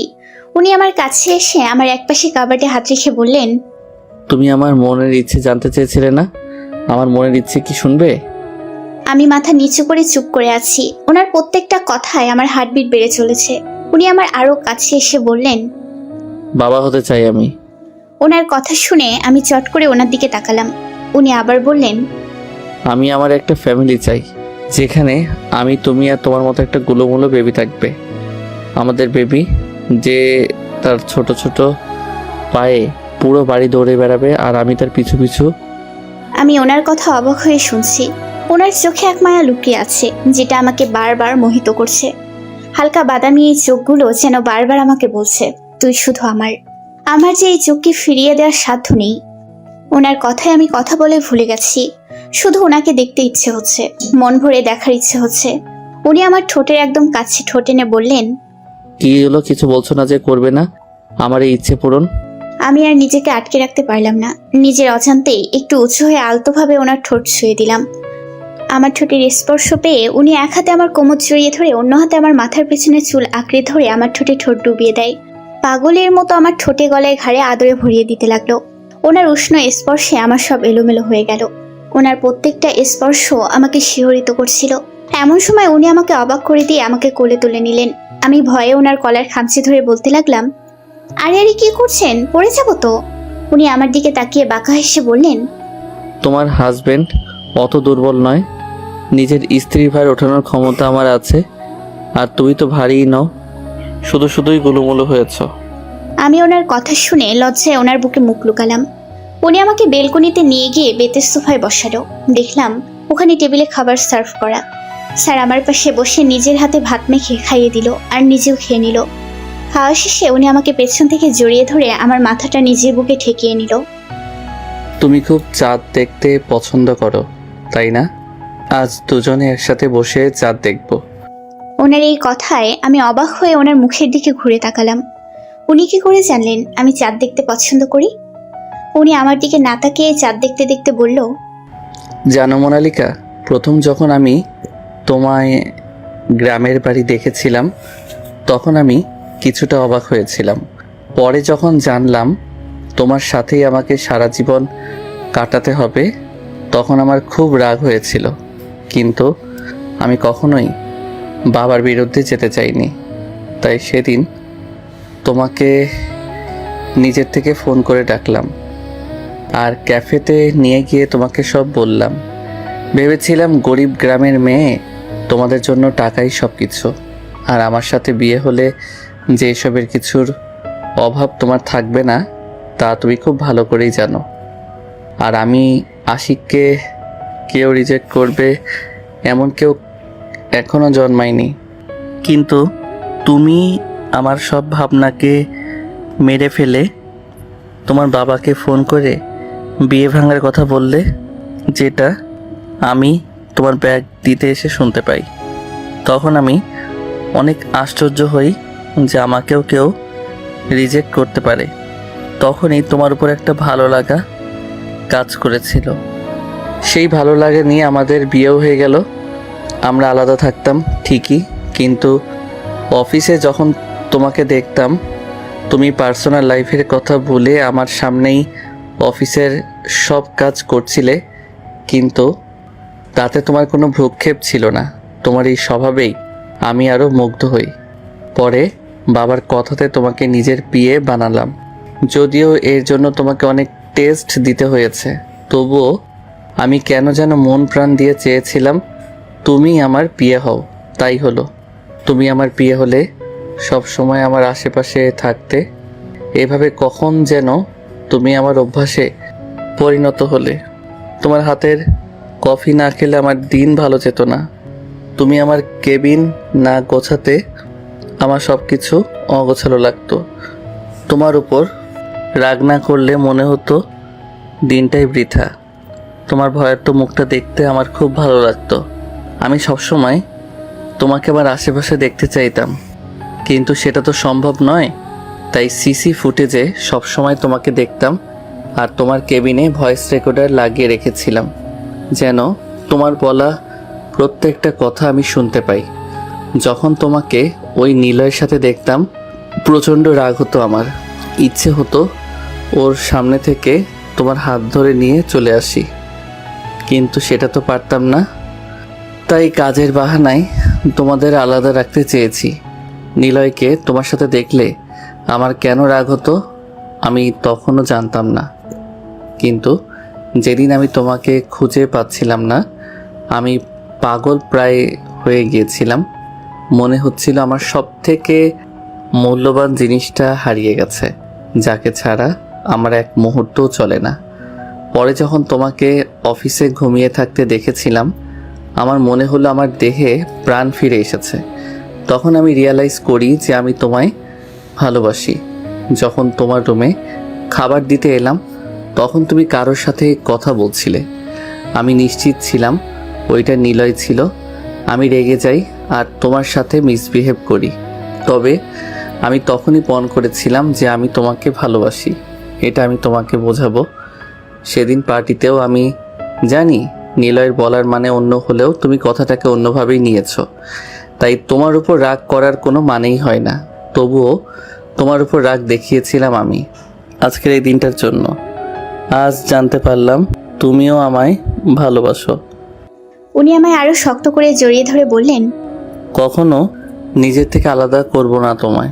এই বুকে তুমি ছাড়া অন্য কারো জায়গা হবে না। আমি অবাক হয়ে ওনার দিকে তাকিয়ে রইলাম। কতটা ভালোবাসে আমায় এই মানুষটা। আমায় এইভাবে তাকিয়ে থাকতে দেখে উনি আমায় ঠোঁট আঁকড়ে ধরলেন। আমি ওনার স্পর্শ অনুভব করছি আর ভাবছি আপনি ঠিকই বলেছিলেন। আমি এই সম্পর্কের জন্য কিছুই করিনি, তবে কিছু না করেও অনেক কিছুই করেছি। যেমন বাবাকে বলে আপনার বিয়ের পারমিশনটা আমি নিয়েছি। আপনার আগে পিছিয়ে ঘুরে নিজেকে আপনার অভ্যাসে পরিণত করেছি। আমি জানি আপনি নিলয়ের সাথে আমাকে সহ্য করতে পারেন না, তাই তো বেশি করে নিলয়ের সাথে মিশতাম। কি করব বলুন? বাংলার গ্রামের মেয়েরা যে স্বামীর অধিকার ছাড়তে নারাজ, তবে আমি কিভাবে আমার অধিকার ছাড়তাম? আমি আশিকের বুকে মাথা রেখে বললাম, আমিও আপনাকে অনেক ভালোবাসি। আশিক আমাকে জড়িয়ে ধরে বলল, অনেক চাঁদ দেখা হলো, এখন চলো এই চাঁদনি রাতে বাচ্চা নেওয়ার বন্দোবস্ত করি মহারানী। সমাপ্ত।